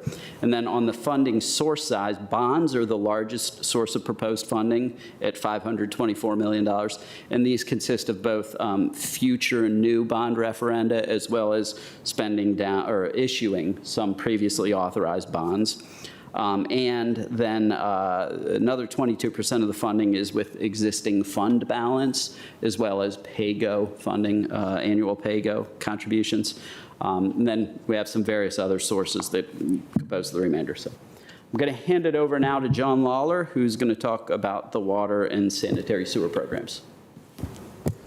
You've got it. No, you just turned him off. Try it again. You got it. When the red light, see it on the side, it hides. Yeah. Thanks. Yeah. Sorry about that. So on this slide, we have our water main replacements program. This program is approximately $79 million over the next 10 years, replacing aging cast iron water mains with new, more reliable ductile iron pipes. We're averaging 5 miles of replacement every 2 years. Approximately 60% of our system is still cast iron pipe. Cast iron pipe is brittle and prone to breaking. It breaks more than any other kind of pipe material.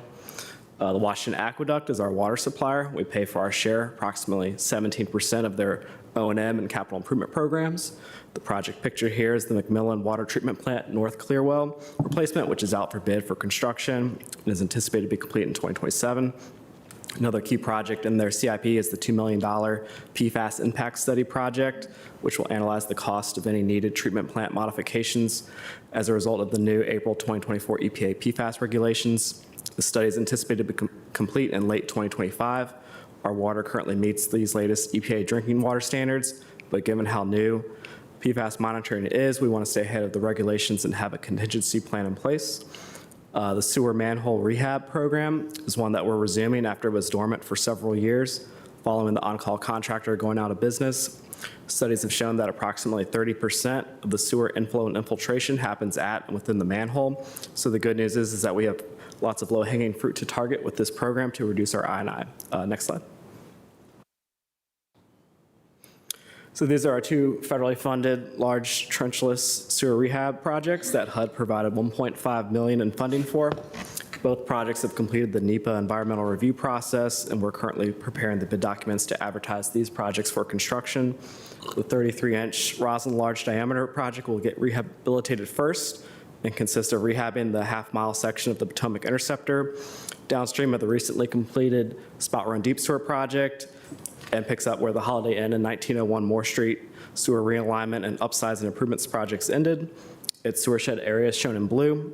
The 4-mile run project consists of rehabbing a 1-mile section of the 55-year-old 30-inch diameter 4-mile run relief sewer between Route 50 and Columbia Pike.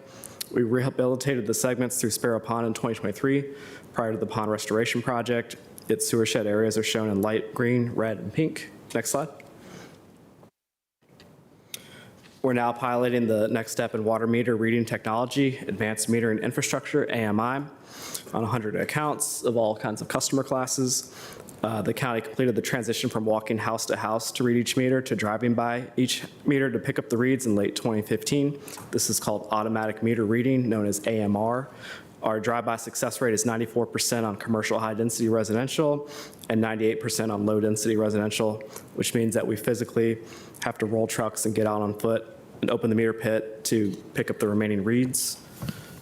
The AMI technology we're piloting involves replacing the transmitter connected to each meter with one that sends the encrypted reads to the county over the cellular network. This device is shown in the bottom right, and is about the same size as the current device that sends it to our trucks via radio signal. AMI offers many benefits, including real-time monitoring of water usage. Staff would receive alerts when there is a usage pattern that indicates a leak on the customer side, reducing the occurrence of surprise large quarterly bills and costly billing adjustments. AMI also allows us to install leak sensors on about one house in every block in the county using acoustic and pressure monitoring to detect leaks in the water mains and proactively repair them before significant breaks occurs. And it reduces our carbon footprint due to decreased truck rolls, which means less vehicles mile traveled. It also allows the county the flexibility to consider potentially transitioning to a monthly billing cycle for all the low-density residential customer class. They're currently on a quarterly billing cycle.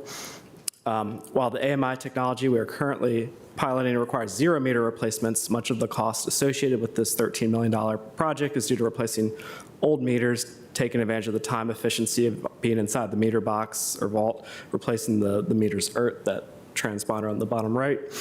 The average age of our large meters is 7.5 years, and the average age of our small meters is 9.25 years due to us replacing 25,000 meters between 2011 and 2012. That's about 2/3 of our meter base in preparation to our transition to AMR. You typically want to replace large meters at 10 years because they account for 75% of our revenue, and small meters between the 15 and 20-year mark. While each water system is unique, other systems that have done this have experienced a payback period over a 5 to 10-year period. Next slide. Besides the projects highlighted in the previous slides, we also have many more maintenance capital programs which we invest in annually. This slide shows the water programs to ensure excellent water quality and reliable service. Next slide. This slide shows the sanitary sewer collection programs, as well as a couple of programs which benefit both areas. Next slide. This slide shows the overall 10-year funding totals for the whole water sewer maintenance capital program, which totals $388 million over the 10 years. This is a reinvestment into our existing infrastructure to maintain a state of good repair. The AMI transition is part of the Technology Enhancements Program. Another project we're about to kick off in this program is a countywide leak detection program that uses sensors to listen to and detect leaks, pinpointing the leak size and location. This project will do 1/3 of the county per year over a 3-year period. Next slide. Next up is our water distribution program, which primarily focuses on expansion of our water distribution system to improve the reliability, redundancy, and resiliency as the county demands continue to gradually decrease despite consistent population growth and development. We're highlighting the following 3 projects. The Pump Station Improvements Program in the near term consists of replacing the aging emergency backup generators at our 3 main water pump stations to make our pump stations more reliable in the event of a prolonged power outage, in addition to replacing the Motor Control Center, MCC, at Lee Pump Station. The Ethan Allen generator replacement is currently under construction and is anticipated to be complete by the end of this calendar year. The finished water reliability and interconnections program consists of constructing new interconnections with our regional neighbors that improve the resiliency and redundancy of our system. One project in this program that we constructed since the FY23 CIP adoption is the North Powhatan Street interconnection with Fairfax Water that can provide up to 20% of the county's average day demand during an emergency. The Water Supply Resiliency Report was completed last year, and we followed that up by studying further the most effective recommendation in that report of building a new large diameter transmission interconnection with Fairfax Water system to provide our max day demand in the event of an emergency. We're examining the feasibility of 5 different alternative alignments for this new transmission main. Based on the initial draft, all 5 are feasible and constructible, so we'll be presenting them to Fairfax Water staff next month and coordinating with them on next steps, which will likely include a more detailed alignment study of the top 2 alternatives. The Regional Water Source Resiliency Program invests in ensuring that we have a resilient water supply in the event of emergencies such as severe drought or source water contamination. Finished water is already treated water, for example, the water in our system storage tanks and in the washed aqueduct clear wells. Source water is raw, unfinished water. That's the water in the Potomac River or the Del Carly Reservoir. You want to have ample supply of both. Due to the gradually declined demands, the county has approximately double the amount of finished water storage required by the Virginia Department of Health and doesn't need any more of that because it could cause water quality issues and increase non-revenue water loss. The Potomac Secondary Source Feasibility Study is a 3-year-long study led by the U.S. Army Corps of Engineers that kicked off in May with approximately $3 million, partially funded by Congress. This study will look at all potential solutions for this area, including new and or expanded raw water storage reservoirs, constructing new pipelines further upstream in the Potomac River Basin, and aquifer recharge. Next slide. Can I ask a quick question on page 15? There are generators there mentioned, and I'm curious, are those diesel, gas, or are there battery or solar resilient? Yeah, all our existing generators are diesel. The one going in at Ethan Allen is diesel. We're open to other technologies. Battery doesn't really work because the pump stations are so small, you don't have the room for the amount and the size of the batteries required. Propane is an alternative, but that's also like a fossil fuel.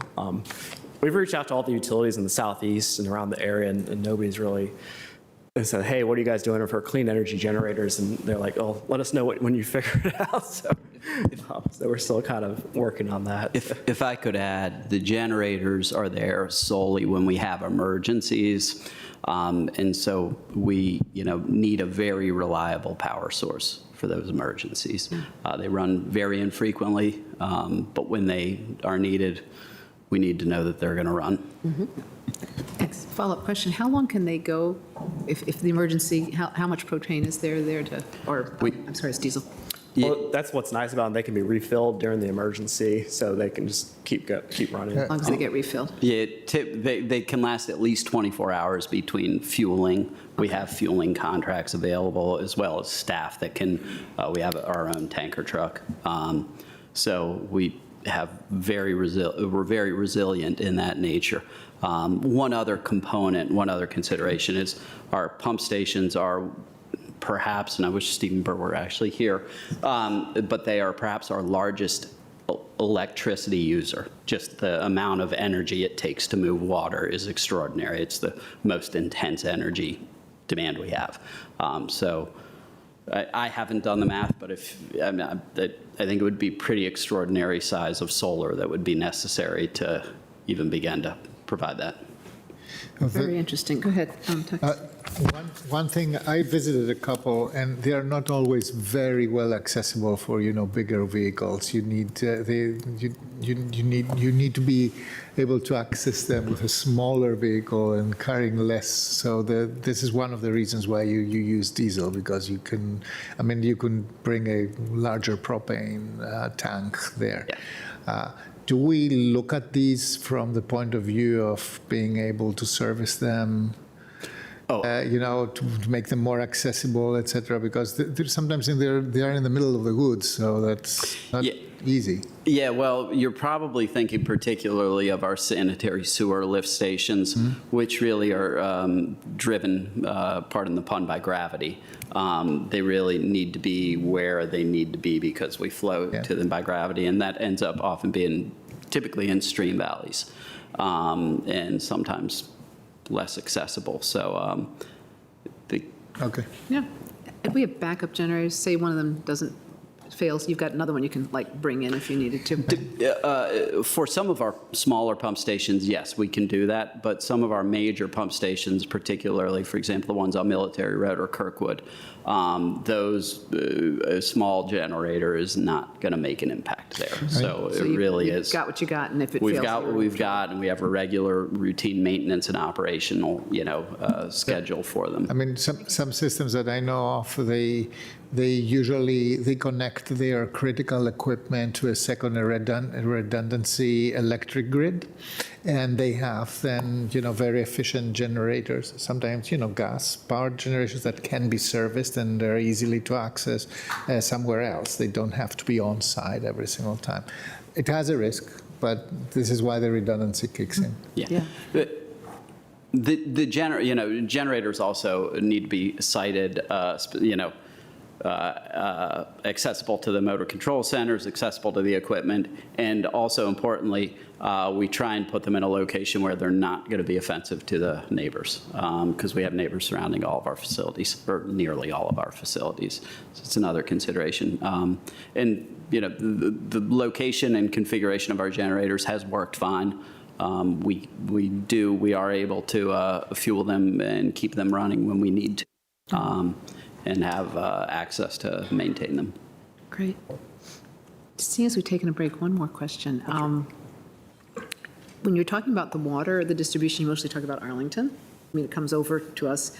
I noticed with the sanitary sewer, all of a sudden we've got districts that've got Fairfax and have Falls Church. And is it a different connection that we have? I mean, are we relating differently to our surrounding jurisdictions for the water? Yeah, the reason the sewer flows to us is because it goes by gravity. So even like northern Fairfax, northern Loudoun, they actually flow to DC because they flow along the Potomac River. Okay. You don't have all that pumping costs and all that, and so that's why you want your sewer system to always flow by gravity. And water system, you always want to maximize gravity. That's why I have gravity 1, 2, 3 in Roslyn, to reduce your pumping and all that. But it's just not always possible on the water side. So. Okay, interesting. All right, and then the water, when we're doing resiliency, we're going to be able to, once this is already, because we take it from the DC here, and I think we can go out to Fair, and you could reverse the flow. That's my question. So Fairfax could either get water from the Potomac or DC, and if it goes the other way, that reservoir in Fairfax could come back over to us and over to DC. Is that the end goal? Yeah, Fairfax has a treatment plant on the Potomac River and then one on the Occoquan River, and they're interconnected, so they can move water between them. And then if we build the new interconnection with them, we could provide them water in the event of emergencies, but probably not as much just because the elevations are different. Could they provide us? Yeah, that's Both ways. kind of the big goal here. Thank you. Thanks. We good? Okay. Yep. Next slide. This slide lists the remainder of the projects and programs within the water distribution category. Last fall, we completed a hydraulic model of all the pipes in our water system to be used in the upcoming water distribution master plan update that is currently in the scoping phase. This update will inform where the transmission mains resiliency program will target improvements. Next slide. This slide shows the 10-year funding totals for the entire water distribution program. Again, because our system has plenty of capacity to meet existing and future demands, this program is focused on improving resiliency and redundancy of our water system to withstand incidents such as severe breaks, droughts, and source contamination. The recent South Wateree Drive 16-inch transmission main break showcases how the past investments we made in redundancy between our pressure zones and the interconnection with the city of Alexandria greatly reduced the amount of time our customers in the impacted Gravity 2 pressure zone were without water once the main break was isolated, and the number of customers without water while the water main was being repaired. We also planned ahead and took advantage of the water being off to install a new valve immediately upstream of the break, so fewer customers will be impacted in the event that the pipe breaks again in the future. Our routine water valve exercise program ensured that there was an operable valve nearby that allowed the break to be isolated quickly. Next slide. And this is our sanitary sewer expansion improvements program, which is a very small project portfolio. As mentioned previously, our sanitary sewer system has excellent capacity due to the reduced flows attributed to our sewer rehab program and increased water usage efficiencies. Now I'll turn it over to Lisa Racy from the Water Pollution Control Plant to talk about their CIP programs. Thanks, John. Next slide. The Water Pollution Control Plant's Capital Sustainment Program invests in our wastewater treatment infrastructure. The program ensures that the plant continues to recover valuable resources from the wastewater while complying with environmental regulations. The first project we wanted to showcase for you today is new to the CIP. This project upgrades our activated sludge effluent pumping station 1, which pumps partially treated wastewater for further treatment and disinfection. This pump station was installed in the early 1970s and is starting to show signs of wear. The next project replaces the software for our asset management system. This software is used to track our maintenance activities, parts inventory, and equipment history. This tool helps us to get the most out of the equipment that we invest in. The last project on this slide is an example from our maintenance capital program. For this program, we are replacing several chemical storage tanks that we use for disinfection and odor control. Next slide. Most of the funding in the plant is dedicated to the Arlington Region program, formerly known as the Solids Master Plan. Major construction on Phase 1 is wrapping up this year with upgrades to the plant's headworks facility. Phases 2 and 3 are underway, and we have just started preliminary design.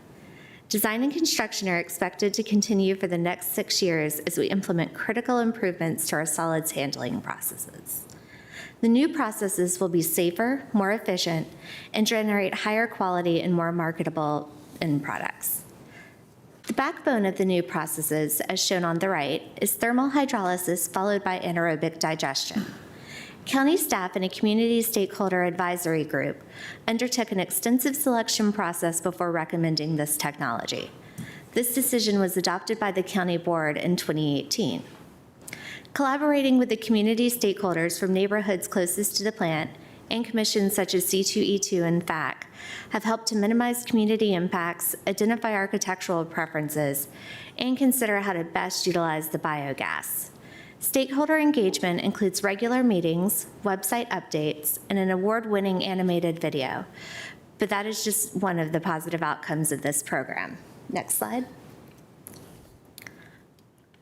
The thermal hydrolysis and anaerobic digestion processes allow us to recover more resources from the wastewater. These processes produce a consistent, higher quality soil amendment product that can be used on farms and throughout the community. The new processes reduce the quantity of the final material that needs to be managed by about 50% and eliminate our current need for chemical stabilization. This means less chemicals and less truck traffic. The biogas produced by anaerobic digestion will be further cleaned and treated to produce renewable natural gas. RNG is a sustainable energy source that moves the county towards its goals of locally generating energy and using renewable sources of energy. The RNG produced by this project will be put into the Washington Gas's pipeline and reduce fossil fuel-derived natural gas in the county. Next slide. Besides the projects highlighted in the previous slides, we also have several other capital sustainment programs that we invest in annually. You'll see here that we've added a new project in conjunction with the U.S. Army Corps of Engineers for coastal resiliency. This project studies a potential flood wall that would be constructed along the northern bank of 4 Mile Run between the bike trail and the plant. This wall would protect our facilities and equipment from flooding in 4 Mile Run. The Army Corps of Engineers is the lead on this project, and the county has included funding to support this.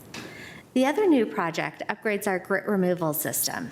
Grit removal is an important part of the wastewater treatment process because it protects the downstream equipment from excessive wear.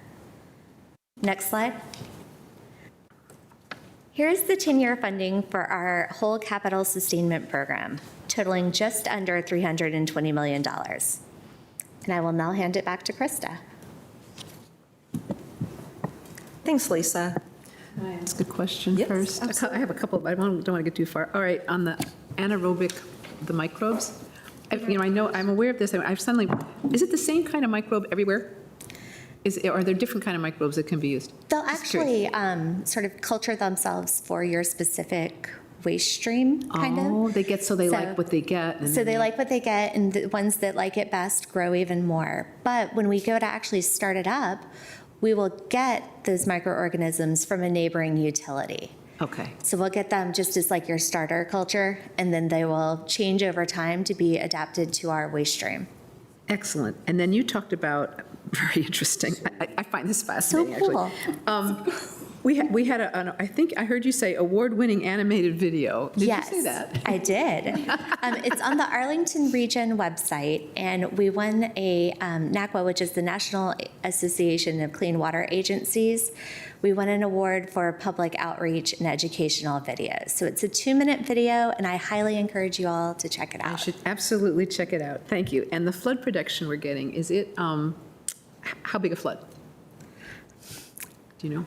If you don't, that's okay. I don't know off the top of my head, but I thought it was designing around the 100-year. I hope it's more than that. It's in a very early preliminary study by the Corps. There candidly remain some questions about whether it will end up being cost-effective or not. They do have slightly different models than I know our own stormwater engineering team has. So it's very early. Okay, thank you. Good. But if I could end on a positive note there, if it does prove to be cost-effective and a good investment, it's a great opportunity for us where we would contribute 35% of the cost and the feds contribute 65% of the cost. No, So absolutely. I mean, I'm kind of worried very- about flooding down there. In fact, I've been told that the big thing is you need to rescue the bugs. Somebody needs to save the bugs. Anyway, more later, but I'm glad you're looking at it, because if it's only a 100-year flood, I have a feeling that might not be cost-effective. Okay, I've gotten a lot. I'm sorry if your chair just jumped in. Anybody else have questions? No? I think we can go on then. Thank you. Okay. This slide shows the total for the 4 utility CIP categories. There we go. The 10 years total, almost $880 million. This 10-year CIP is about $260 million higher than the previous 10-year CIP, or a 43% increase. You'll see the primary increases, as we've talked about in the CIP, have to do with our priority emphasis on water reliability and resiliency, both in the aqueduct under the maintenance capital category and then in the water distribution category. At the plant, the price of the Regen suite of projects increased based on refining the concept, as well as our inflationary costs for equipment and construction labor rates. Overall, since the FY17 through 26 CIP, we've seen a 30% increase to the current level, the current cost level for the Regen.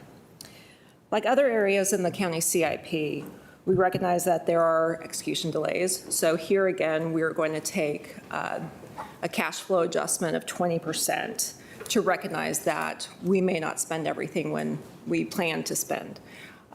This is the first time that we're reflecting this adjustment in the utility CIP. So here, delays could be from construction or supply chain equipment purchases for Regen, regional partners for the large water resiliency projects, or other design and internal processes. And here again, we're just taking it as a lump sum off each year, since we don't know which projects it could affect. Next slide. And this slide details our funding sources across the CIP. Our other funding includes our interjurisdictional partner funding, or IJ partners, our federal HUD grants, and interest income.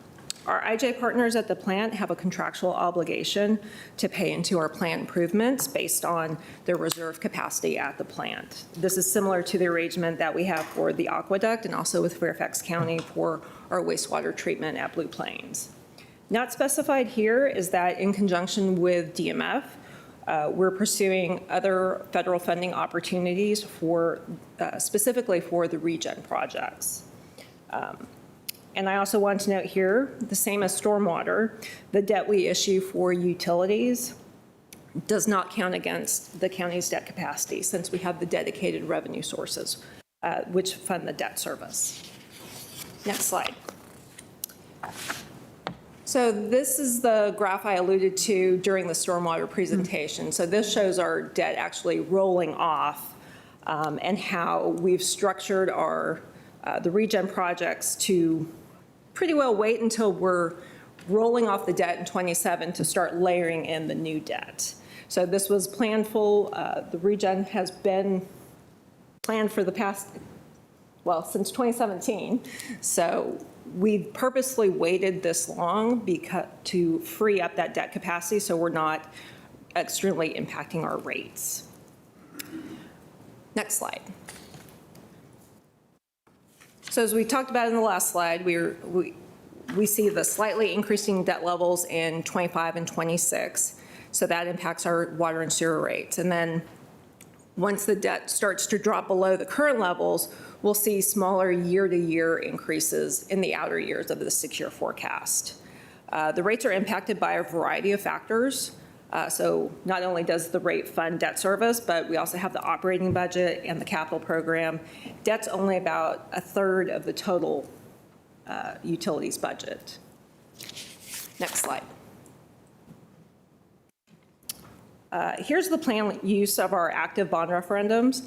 As a note, we've expended all of our current bond proceeds, so the new debt will be issued against our 22 referendum and the upcoming 24 referendum.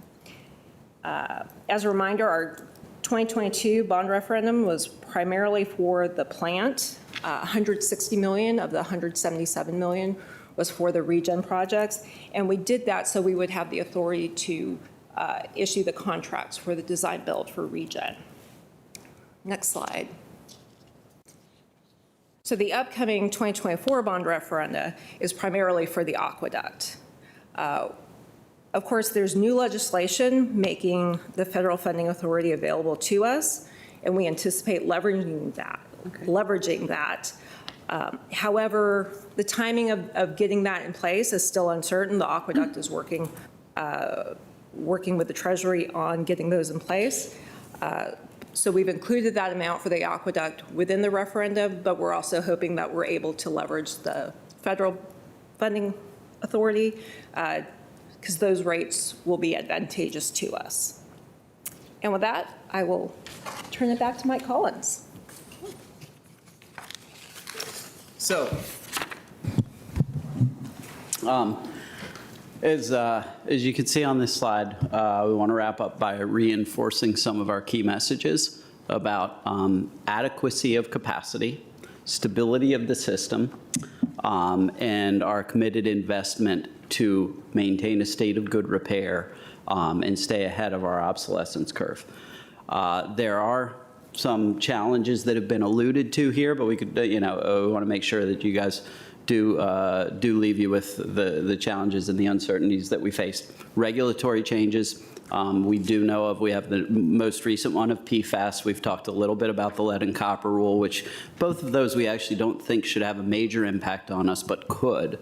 And there, of course, are always EPA is appropriate, is always keeping an eye on new or emerging contaminants. So PFAS 8 years ago, we didn't, it wasn't on our radar screen. So we don't know what will come there. Pricing and supply chain volatility, we've talked about that a lot. I think we've all experienced that in our regular life, but it is particularly acute in an industrial operational sector. And that extends to extended delivery times, labor shortages. It's a tough job market. And so with that, I am going to wrap it up and cede the floor back to you all for any questions. All right, thank you. And I don't believe we have any commissioners, Mr. Kushner? No. Okay, great. Colleagues, more general overall questions. Susan. I have two. One is for residents and businesses in the county, recognizing we've done lots of water efficiency work. Is there any other reminders you'd like to share about how to preserve the pipes that we have and reduce the maintenance costs? Well, one way that our residents and businesses can have the most direct impact is what we call FOG, which is fats, oils, and grease. So we encourage everybody, particularly though food service establishments, not to pour grease or oil down the drain. Instead, let it coalesce and throw it out in the trash.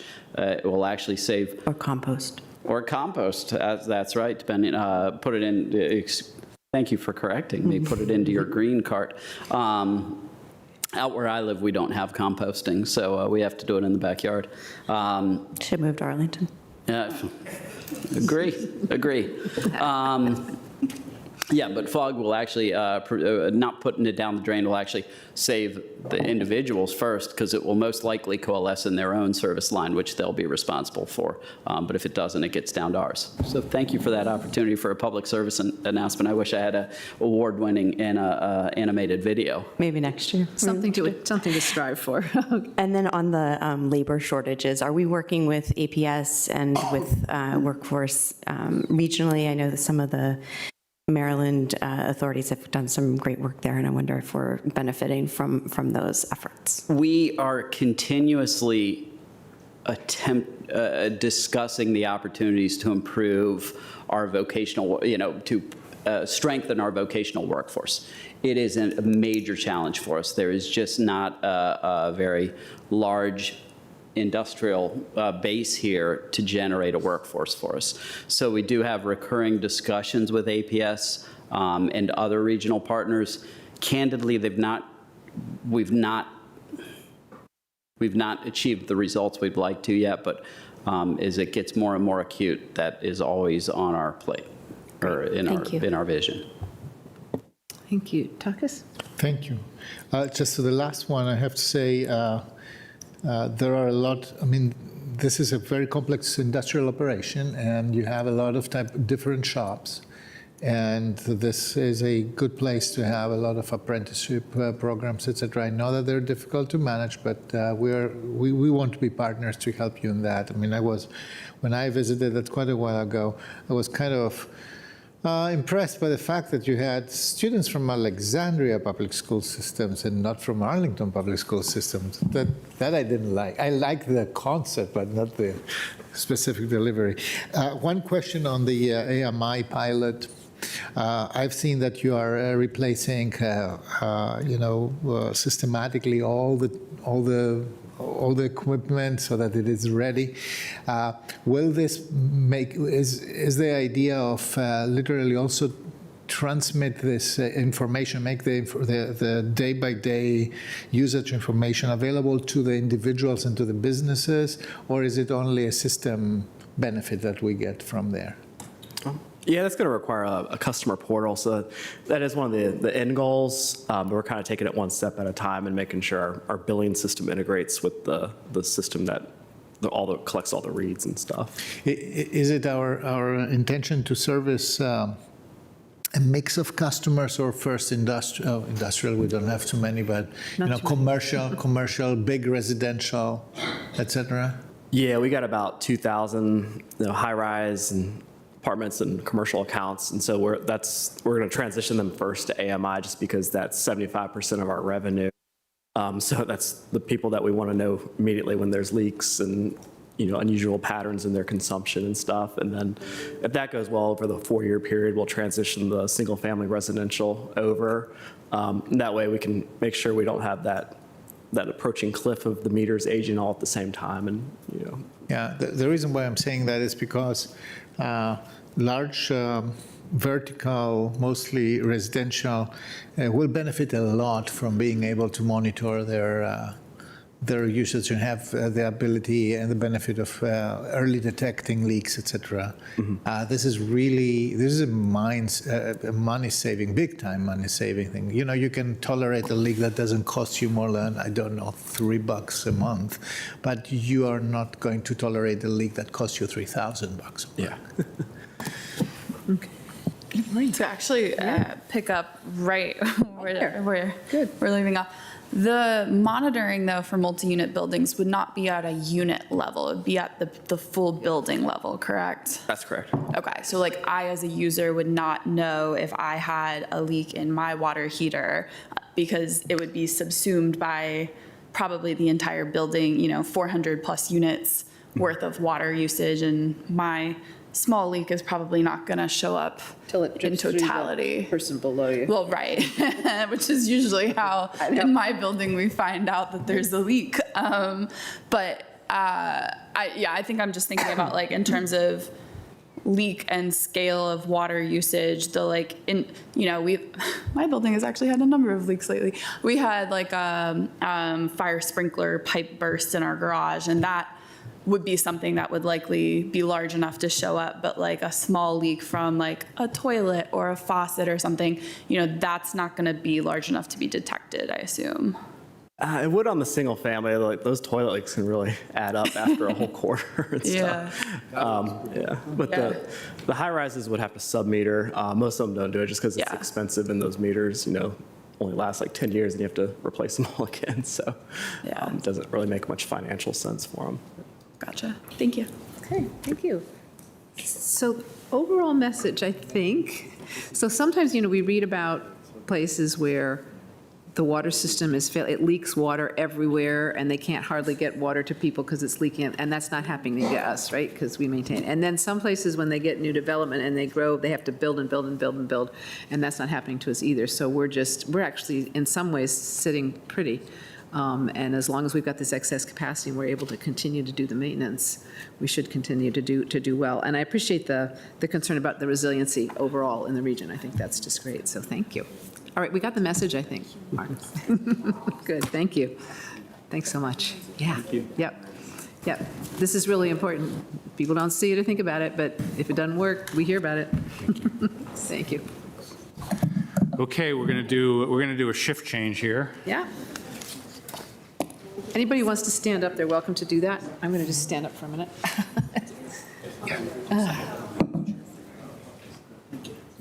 Yeah.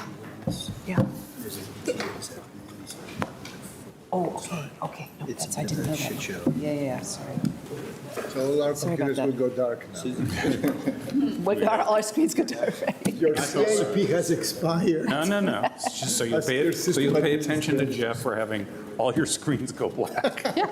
Let me push a button. I don't think you can do it. The deal could do it. I don't know. All right? Okay. Take it away. Madam Chair and board members, up next is... Your microphone, you're muted. Yes. Madam Chair and board members, up next is a discussion of our enterprise technology. You're going to hear from Jeff Taylor. We have an enormous number of hardware technology assets, and we also have a lot of services. And one of the stresses we've been dealing with over the last few years has been the switch from taking what is traditionally things that had been funded with our capital dollars and moving more into operating side because of using, more software-based solutions. Jeff will talk a little bit about that, but we will start with, he's going to take you through a trip on all our digital and technology assets. So over to you, Mr. Taylor. Thank you, Mr. Manager. Good afternoon, Chair Garvey, Vice Chair Karantonis, and other board members. I want to take a second. I actually asked AI to write a witty introduction for me. So I'm Jeff Taylor, the visionary vanguard of Arlington County's digital frontier.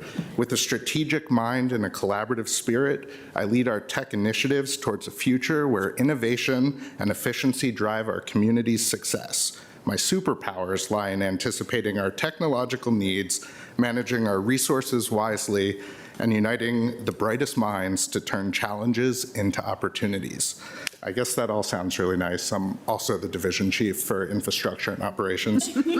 I prompted one of the AI models that we're currently evaluating to draft a tongue-in-cheek introduction for me based on reviewing all of my emails, chats, and Teams messages over the last 6 months. It took seconds, is relatively accurate, if not a bit exaggerated and grandiose. Great. Towards the end of this. You just need a cape to go with it. Yeah, absolutely. As long as it didn't write the CIP. It did not. Those guys over here did a lot of that. Not yet. Actually, how do you know? Go ahead. Towards the end of this presentation, we'll be talking about a CIP project that involves artificial intelligence for better constituent services and engagement with a slightly more serious tone, obviously. I'm pleased and honored to be here to present our fiscal 25 to 34 capital improvement plan requests. With me today is Norrin Lee, our Chief Information Officer, Gilbert Prezano, our Budget Director, and Adil Asif, a budget analyst who's largely responsible for the presentation you're about to see. And here and online, most of the DTS leadership team is happy to answer any questions that you may have. Next slide, please.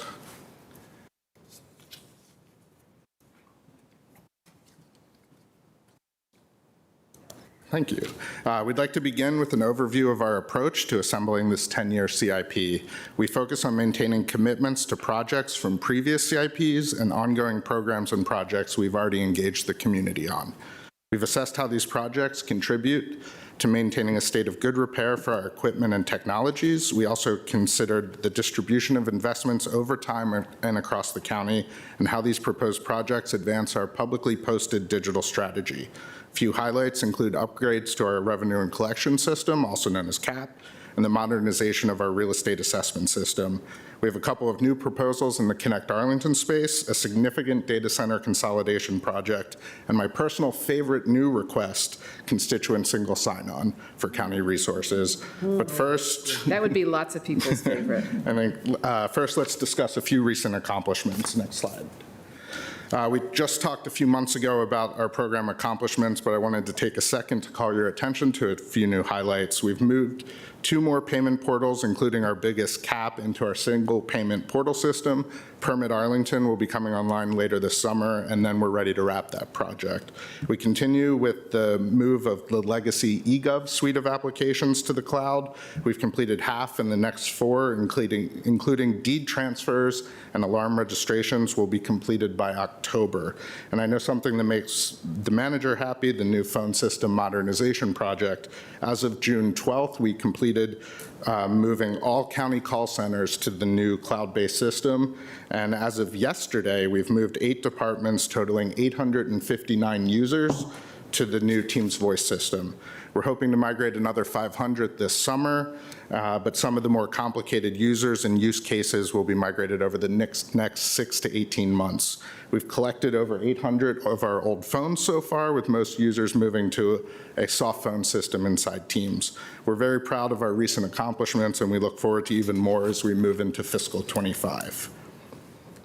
You've seen this slide before. Our asset inventory includes network equipment, hardware, and applications that help manage and support technology resources across the county. You can see the counts and expected lifespans of each type of equipment and applications. What I'd like to highlight from this slide is that these figures are the essential elements driving our decisions on what and where to invest.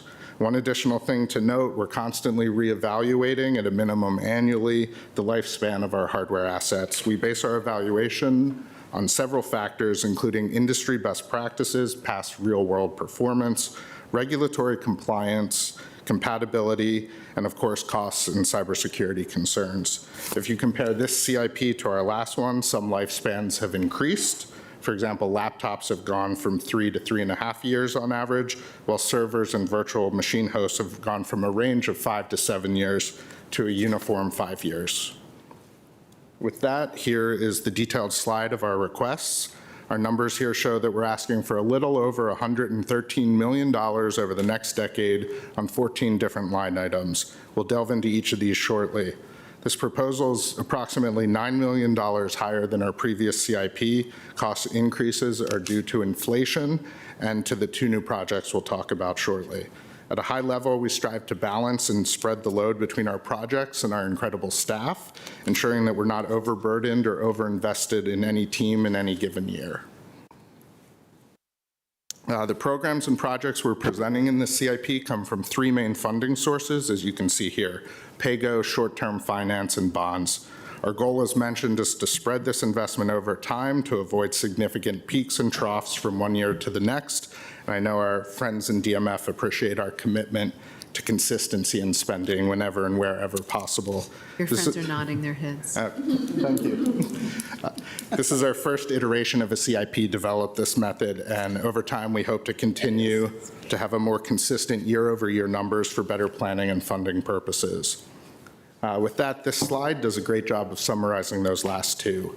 On the left-hand side, you can see that 80% of our proposed programs focused on refreshing the physical components of our assets, such as hardware and connectivity. The remaining 20% focus on the virtual and online side, which we refer to as digital services. I want to emphasize again, as I did in previous slides and in our April work session, it's crucial for us to maintain both our physical hardware and our application systems, whether they're on-prem or in the cloud. Neglecting one side or the other leads to potential cybersecurity issues as well as inefficiencies. Our job is to make sure the technology that you use, all county staff use, and our constituents when they engage with us just work and that they're secure. The pie chart on the right highlights our proposed funding sources. Nearly 90% of our funding comes from pay-as-you-go funds or short-term financing. Of note, we have a few projects on the Connect Arlington space that have longer lifespans that are eligible for government bonds. We'll dive in now. We talked about some of this at greater length in our last work session, but we need to maintain all of the equipment we use, from our computers to our wireless access points and our core network equipment, and make sure it's kept in a state of good repair, is supported, and has up-to-date software and firmware. This includes the laptops, desktops, and peripherals the county staff use, the servers that support our on-premise applications, and county audio-video systems in courtrooms and some conference rooms, and the cybersecurity firewalls and appliances, that protect our networks. As a reminder from the last session, much of our cybersecurity funding has moved over to our OpEx budget, but there is some in the network component here. The other major piece of hardware budget in this funds network equipment, including our enterprise networks and the Connect Arlington network that supports both our intelligent traffic system networks, county resources, and every APS school in the county. One thing to note, the newer technologies that have been incorporated in the conference rooms in this building originally were funded by the Tenant Improvement Fund. If you can believe it, many of these rooms were outfitted early in 2020, right before something big happened, and some of the hardware is already starting to fail or approach end of life. Based on the new normal of our post-COVID world, we're not planning on refreshing every conference room in this building and are strategically targeting the most utilized spaces. The funds also support some conference rooms that are managed by DTS outside of this building.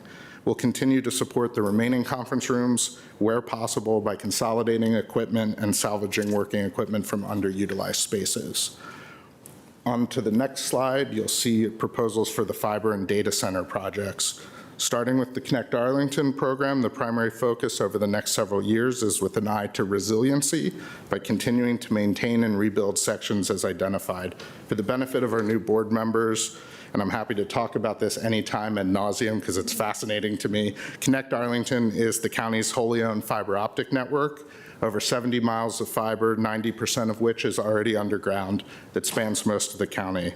It connects 74 facilities, county facilities, 43 APS sites, over 300 traffic signals, and 6 public safety radio transmitters. While it's a bit of a dated estimate, it's estimated that Connect Arlington saves the county and APS over $3 million of operating money a year. Connect Arlington was originally grant and bond funded. The wonderful and usually unheralded Connect Arlington team is constantly reevaluating the needs of both the county and APS in order to identify where improvements are most needed. The projects on this slide that are very hard to see with the number 2 pencils up there indicate work that specifically benefits APS. As you've heard before, several schools are at high risk of fiber damage at what is known as the last mile connection, and that's where the fiber enters and exits the building and goes out to the diverse Connect Arlington network. Damage to these above ground cables from storms, tree damage, or vehicles has happened at several sites, and we're prioritizing the upcoming undergrounding of that fiber at the schools at most risk. We're constantly reevaluating these needs and anticipate future undergrounding at yet to be identified sites. Additionally, we're always looking to enhance the resiliency and redundancy of the existing fiber. This often involves creating alternative paths of connecting previously non-adjacent systems or sections to form additional paths in the event of damage. These considerations play a big part in our long-term plan for the program. In addition, we work with our partners in the DES Facilities Bureau and other departments when new county facilities, such as a potential West End fire station on Columbia Pike, are being planned to eliminate surprises and ensure future connectivity. Regarding the data center consolidation project, as we transition more and more services to the cloud, our physical data center needs have evolved and lessened over time. The first phase of the project involves relocating our oldest data center to a smaller physical footprint in the county-owned facility. It's a 2-year project expected to be completed before fiscal '27 And we're hoping to begin the second phase of that project when we'll address the South Arlington data center, focusing on its eventual reduction and relocation. We're already in preliminary talks with DES on phase 2 and have included some funding in out years, and we'll have much more on that phase in our next CIP in 2 years. These moves help drive our focus on resiliency and redundancy for county systems. We also expect a reduction in our carbon footprint by taking advantage of the efficiencies offered by modern shared large-scale commercial data centers. Can I jump in before you Absolutely. move to the next slide? On Connect Arlington, I mean, it sounds to me that we are more or less acting as an internet service provider internally for our own entities, Absolutely. APS and ourselves. How does that interrelate with the potential of a broadband authority in the future? Like, I know that there's been a lot of different conversations. I know that there's a study going on, but I'm just kind of, I thought we needed the broadband authority in order to act as an ISP, but it seems like we are already doing that in a lot of ways. Yeah, we have, if I'm not mistaken, you're going to be getting briefed on this on the next week, Okay. the next couple of days. There's a long history behind this, but the internet service that we provide to ourselves doesn't have any statutory limitations behind it. It gets into a very complicated area. We've looked at all the alternatives there, so I would just encourage you to listen to the briefing, and then we can have further conversations about it. I will say that the gaps we found in the broadband study are not gaps of necessarily broadband service being available to people. It's questions of affordability. Yeah. So that is the real challenge that we're facing. Yeah, no, that makes sense. Ultimately, we still partner with an internet service provider to get to the internet. Okay. Connect Arlington just connects us to central places where we connect to the internet. Okay. That makes any Some sense? sense, yeah. Thank you. As a little footnote here, Connect Arlington is the backbone of what we did with digital equity during the pandemic, and all this appliance, all this equipment is still there and still works. Absolutely. And it's part of the CIP as well, as I understand that. We have 28 outdoor hotspot areas. Is that what you're referring to? This is what I'm referring to, and as if I remember correctly, the intention was to actually stabilize and expand. We never, rolled back that. We actually, committed to continue expanding that. We're constantly evaluating facilities and sites that might make sense for that. It is limited to where we actually own land that we can mount outdoor access points. We even mounted them close by, for example, in places where we have a significant number of affordability challenged households. We mounted them close enough to be able to. So do we have an understanding of how this performs, or, if we are going to Yeah, absolutely. We're constantly monitoring. We get reports monthly from Holly Hartel's team on usage. We're seeing about 30, maybe 28,000, I think, folks a month that are connecting and making use of that. And we know where like those sites are heavily used versus underused. You could imagine like the bigger libraries with larger communities around them have more use versus smaller sites. I guess this will be part of the briefing as well, because it's part of how we cover the territory with affordable accessibility. Okay. It's when we get out of our own place, our own property, our own whatever, that it starts to get really tricky, so. Sure, but it also serves people in their own living spaces. We're finding ways to slice things.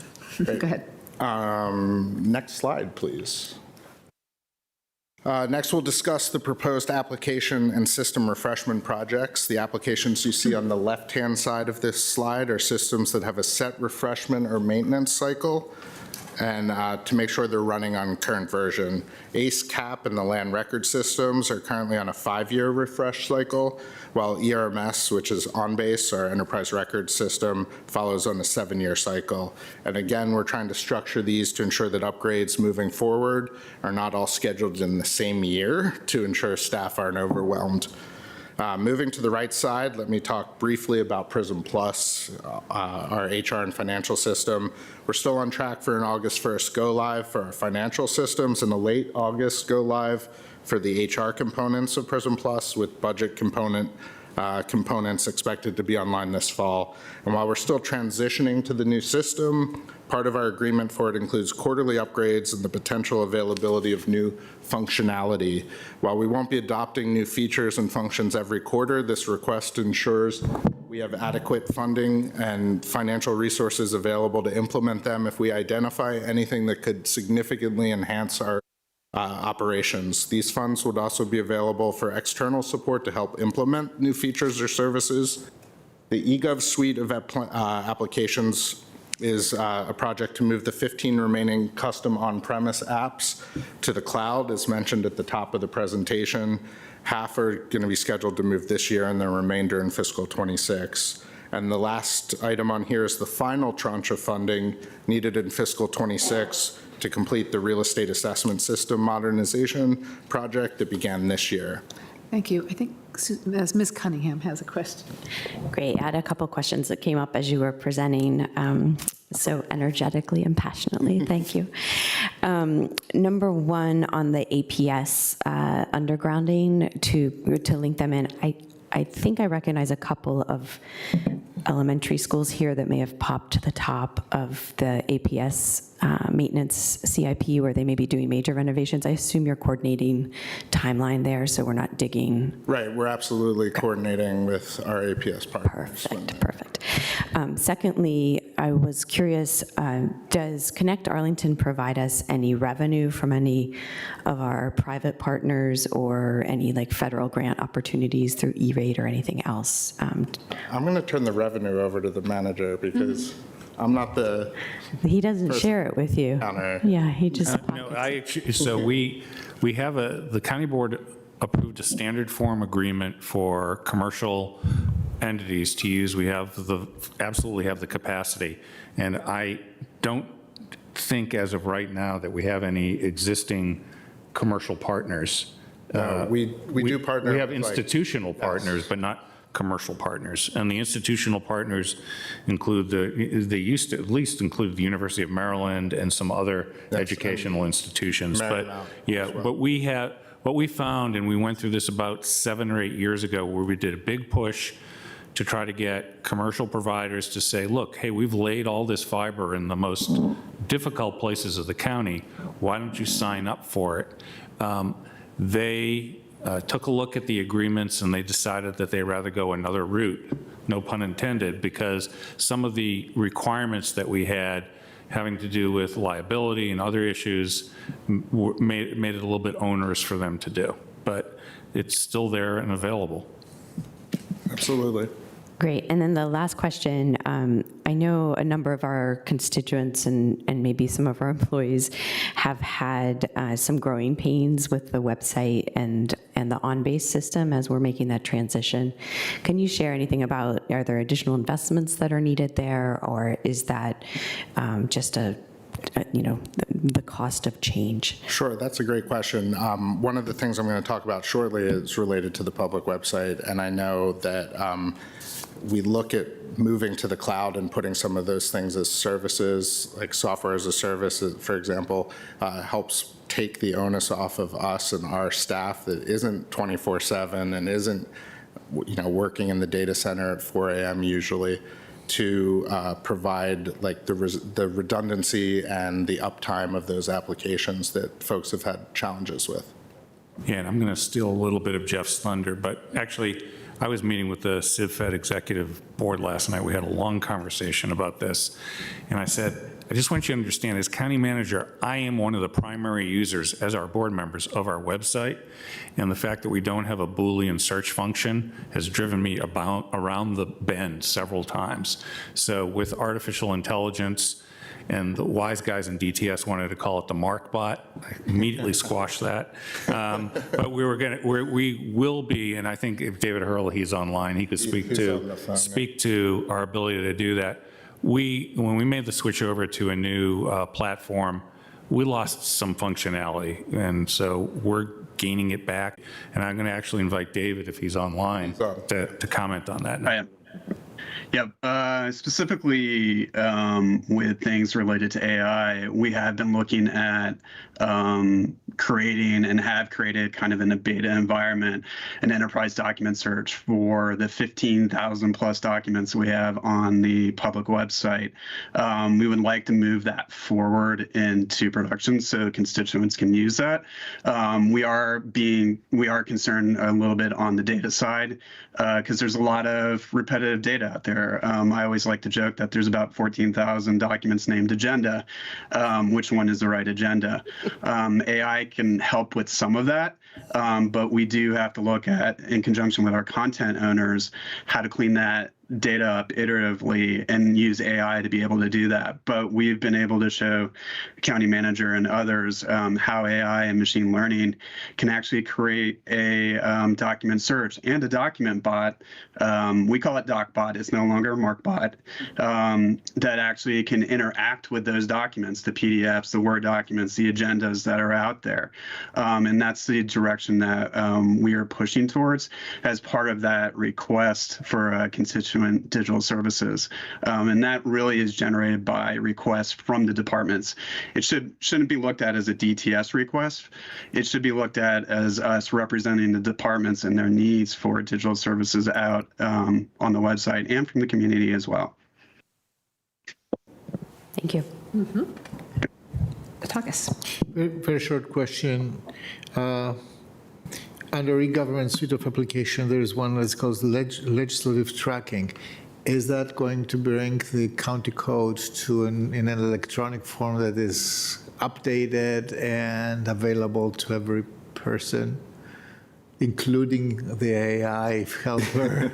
The legislative tracker in that specific case is the internal app, I believe, that you all and the county staff use to track legislation in Richmond. Yeah, it's used during the legislative session for us to track all the legislation that goes through. External. Yeah. So the county code, it is up to date on the external website. I think it's, and I'm going to say it's the University of Virginia website. There's some others that we link to. So I think it is current, and I would refer any further inquiries to the acting clerk of the board. Okay.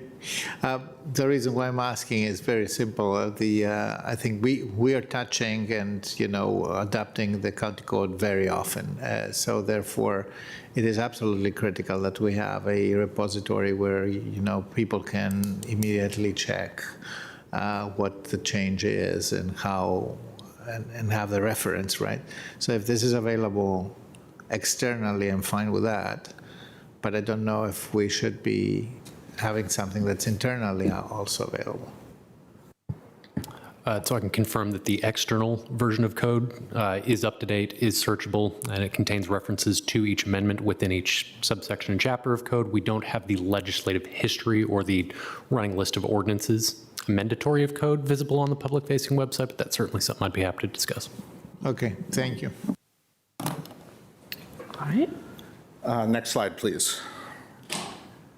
The final slide here with our two new CIP projects captured align perfectly with what constituents have been asking for based on recent community engagement that occurred in March and April of this year. Of the 2,629 respondents on the technology portion of the survey, over 44% of respondents wanted to see new technology for service delivery as a priority. These two new CIP projects perfectly align to provide this. First is something we've heard mentioned by previous boards, other constitutional officers in Arlington, as well as constituents, single sign-on. Single sign-on is an authentication process that allows our constituents to access separate digital properties with the same username and password. This requested funding in fiscal '26 is to build and launch a foundation. Let me make that clear, a foundation and modern SSO architecture by creating a unified platform for the entire county to take advantage of. ACE and CAP would be the starting point, building on work already done with Paymentus, and over the long term, there's plans to implement in an iterative manner other systems, including utility billing, parks and camp registration, court services, Permit Arlington, Report a Problem, and others. The benefit here is twofold: convenience and security. Fewer passwords to remember, fewer sign-ins required. As a resident, I have at least 5 accounts with the county to do things like pay taxes, order mulch, register my daughter for camp, check out and audiobooks from the awesome library. And the goal is to streamline all or most of these into a simpler experience for constituents. Additional benefits include less support needed from staff, both constitutional offices and department application owners. High priority for the Commissioner of Revenue and the Treasurer, and without funding, we'll continue to face a disjointed and fragmented customer service experience. I see there's... Yeah, my only question had been, how is $700,000 enough to do that? and so the fact that you're saying this is just creating the foundation and not the actual service. It's an and it's going to become an operating process like everything else we do these days. So this builds out the systems that we can then take advantage of. The more single sign-ons you have, based on how many applications you have, the more it costs. So this is kind of the first step, and then it's going to become an operational challenge. Gotcha. Thank you. We have been salivating for that for a very long time. We all have, I think. So I'm glad to hear that you support that. The second item here is constituent digital services. This funding is aimed at building better business process automation tools using not only buzzwordy terms like artificial intelligence and machine learning, but also traditional software development and technologies. As David kind of alluded to, we've lost count of the number of departments and individuals that have reached out to DTS to talk about these innovative technologies and the potential for their use inside a large number of lines of business. It's truly an ask from DTS on behalf of many county departments. I'll give a few other highlights. The new version of CMAP, or previously GRAMS, the first countywide implementation of a customer relationship management or CRM tool based on collaboration with the manager's office, your office. We're intending to use AI to improve customer response within it. Creating and drafting of repetitive emails to send to constituents is a great example of using AI to improve outcomes, maintain consistent messaging, and increase productivity of staff. And one other example, because David stole my thunder, the manager stole my thunder a little bit, is like bots for public safety. So, for example, a non-emergency health and welfare policy check, such as how to respond to a check engine light that might come on a fire truck at 2 a.m. Typically, these sorts of things require off-hours personnel to support. And as we've said, and I don't want to beat a dead horse, but better document search on the public website. Final slide. The 3 bullet points on top here summarize our 10-year CIP. We're making investments in our current infrastructure to maintain a state of good repair. We're also modernizing where we can by upgrading systems and moving to the cloud. And we're trying to do all this in the most sustainable way possible by considering the challenges you see up there. All of our initiatives reflect an ongoing effort to streamline and adapt our infrastructure in line with broader technological shifts. As mentioned already by the manager, one of the challenges we face, probably the biggest, is more and more companies and providers are moving from a perpetual license model to subscription, where we've seen across nearly our entire hardware and application portfolios, requiring us to pivot from CapEx to OpEx funding. And likewise, a larger cloud migration for on-premise applications requires moving an entire CIP program, which is our server and storage program, to ongoing operational dollars. Poses significant challenges for us in coming years in our operating budget, and we've already been working closely with DMF and the manager's office about these upcoming transitions, and we look to continue to do that. And this is also one of the reasons, once again, I want to remind you that you don't see as much cybersecurity funding anymore in our CIP. Most of that is moved to operating. But our network CIP that you saw earlier includes funding for certain cybersecurity hardware that we must still purchase. And like most of the departments in front of you today and in previous work sessions, we've continued to see pricing volatility. I think that's a funny way to say it. Prices just keep going up, right? While it's better than a few years ago, some supply chain issues are still impacting our ability to, impacting our project schedules. And the biggest challenge of all for us is that planning and budgeting technology on a 10-year horizon is nearly impossible, even for visionary vanguards like myself. I mean, I try, but so all kidding aside, this presentation summarizes months' worth of planning from many DTS staff, and there's a good reason we do these every 2 years and not 10 or every year, for that matter. We believe these projects represent a great starting point as we look forward to the next decade of technology in the county.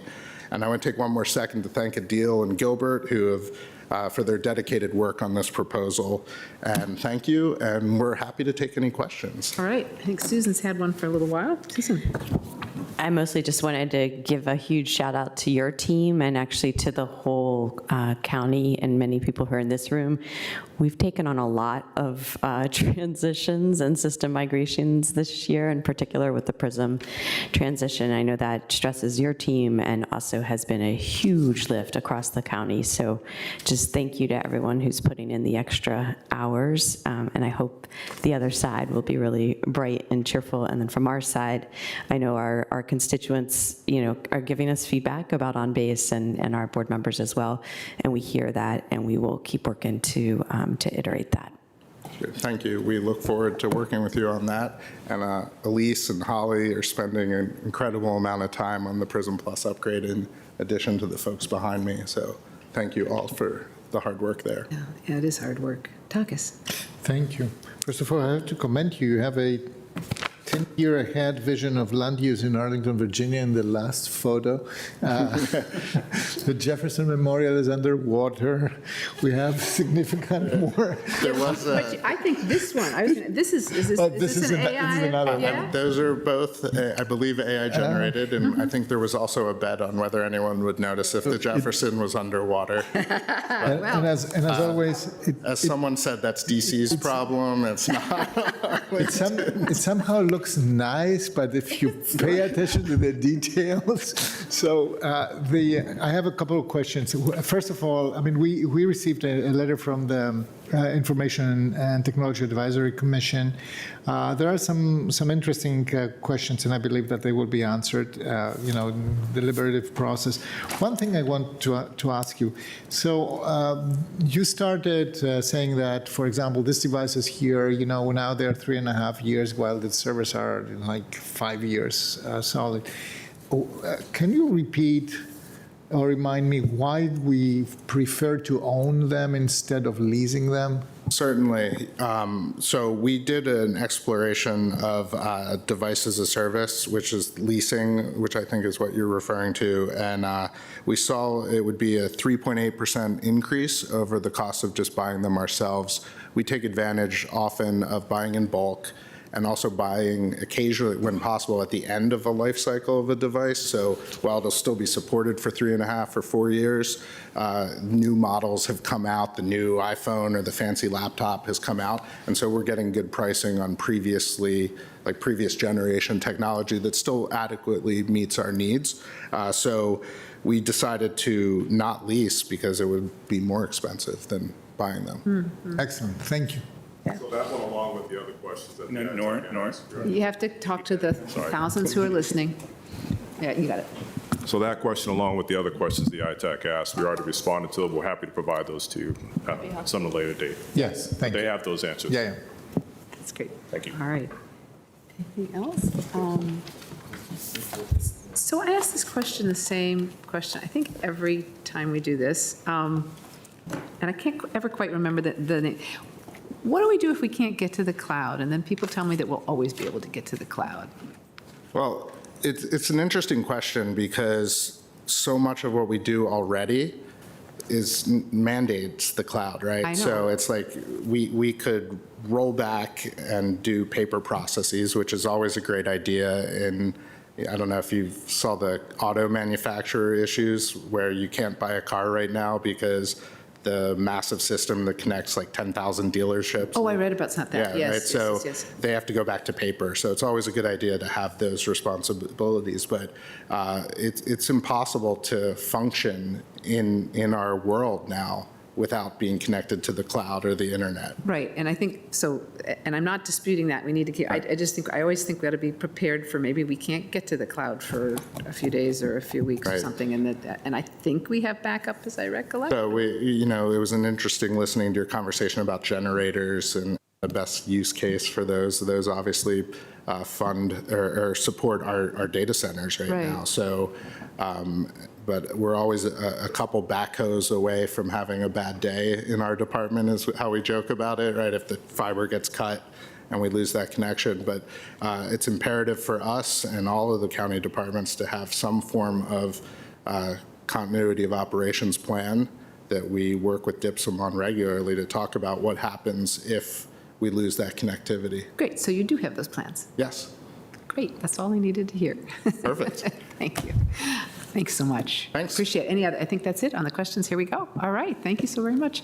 And Mr. Lee, I think if you want to send the answers to the board that you provided, that'd be great. Thank you so much. Yeah, thank you. All right. Okay, we have one more group. Okay.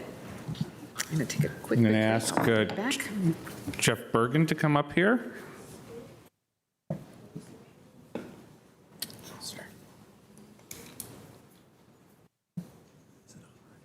No, you have to press the button. Hold on.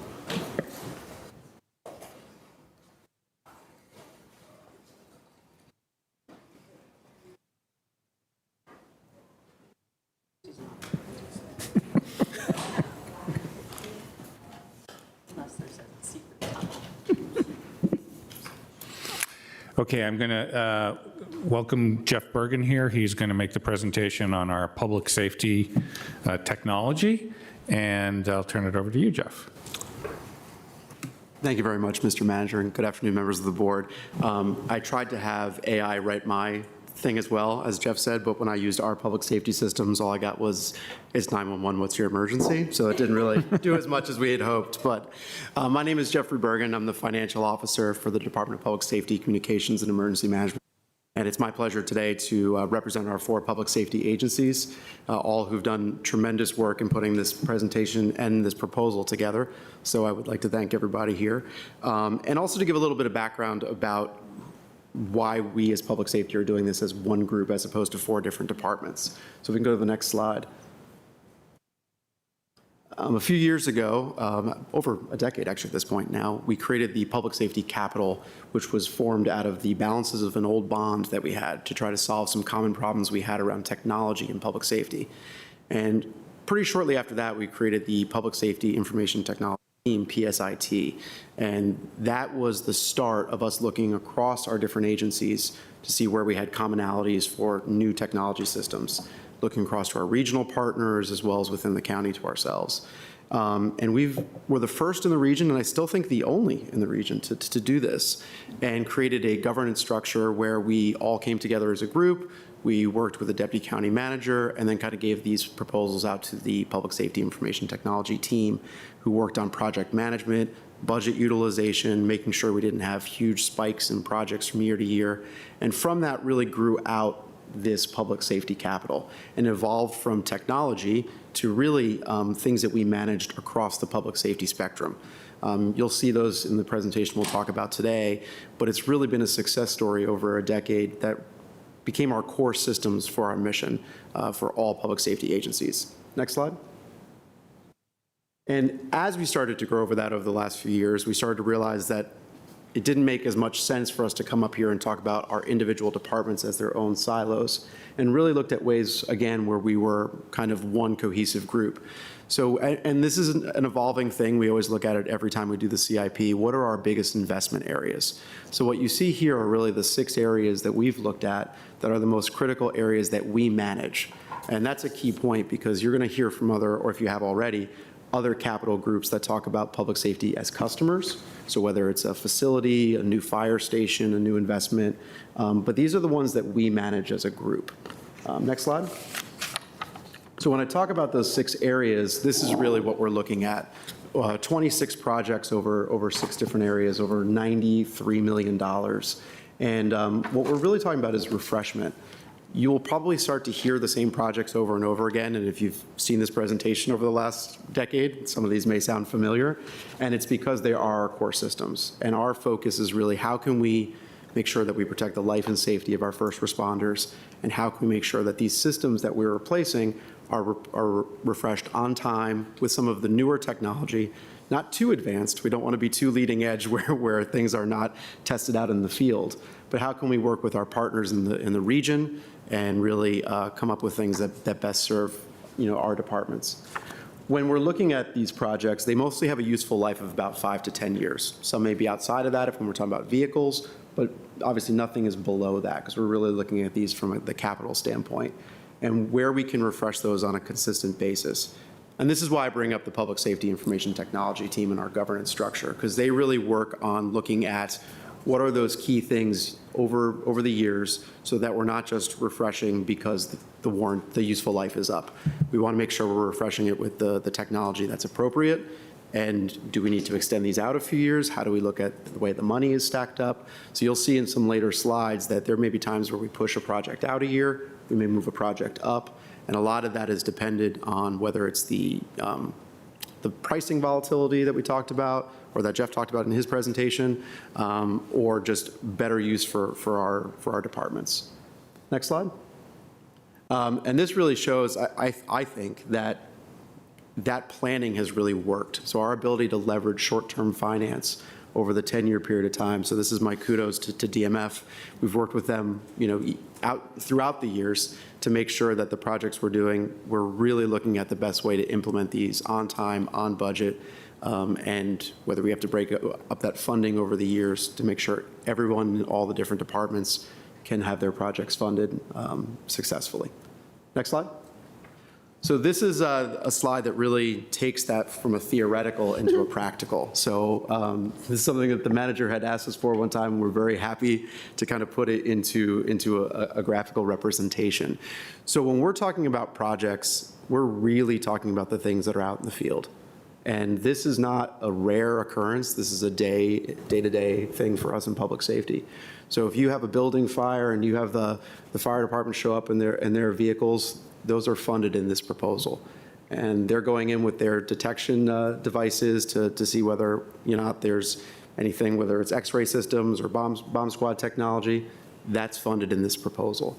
The breathing apparatus they wear, the police vehicles and the mobile data terminals that they're typing into, those are part of this. Public safety radios, and that's just out in the field. That's just the stuff that our first responders are bringing into the field on a day-to-day basis. It doesn't even touch the back-end technology. So for all of those pieces, the 911 phone call system, the computer-aided dispatch system where we're entering this information in, the servers that are supporting all these applications. So when we're talking about these projects, or you see the list of them, and over time you see the refreshment years and the dollars, and it can get a little much. This kind of reminds us and grounds us to the point that this is the day-to-day for us, and this is really what we're refreshing. And also a thank you, because this is something that we've also put on, over the years, and we've already funded. So this doubles as the accomplishments that we've had in public safety capital as well. All right, next slide. And to kind of give you a scope of what we're talking about, these are the assets that we were mentioning. So when we're talking about radios, we're talking about over 1,800 police, fire, sheriff, and emergency management and communication radios in the field. We have 6 radio stations that are constantly being refreshed to make sure that we have the right signal strength and they are adapting with our growing community. A computer-aided dispatch system or phone system, over 460 mobile data terminals that our first responders use. For our response equipment, breathing apparatus, I don't even know what all of those things are, but I know that there's so many that we have, like I said, over 815 cylinders, 450 masks, 60 defibrillator units, as well as with our vehicles. And I think an important thing to focus on with our vehicles is these are our heavy vehicle apparatus, our ladders, our pumpers. They don't represent all of the fleet management we have in public safety. Some of that we use with the Equipment Bureau, but this is our heavy-duty stuff that has to be refreshed on a consistent basis. And I know the fire department can talk more about that later on, but that's been such a great program, our buyback program, to make sure that we have that heavy-duty equipment. Our next slide. And I think an important thing to point out, like, DTS did as well, is that there has been some changes from one CIP to the other, whether it's the volatility of pricing we've seen, as well as more projects. So we are seeing some unit cost increases. We're trying to mitigate that by spreading some of our projects out a little bit and making sure that we're taking a really fresh look at what it is we're replacing.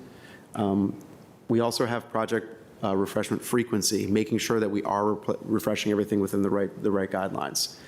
We also have some things that are driving prices, not prices down, but the comparison down, as we're moving some things over to facility to be managed by DES as well. So some of the projects that we had in our facilities, whether they're fire station facilities or the detention center, we are now a customer instead of managing those. We have seen that change a little bit.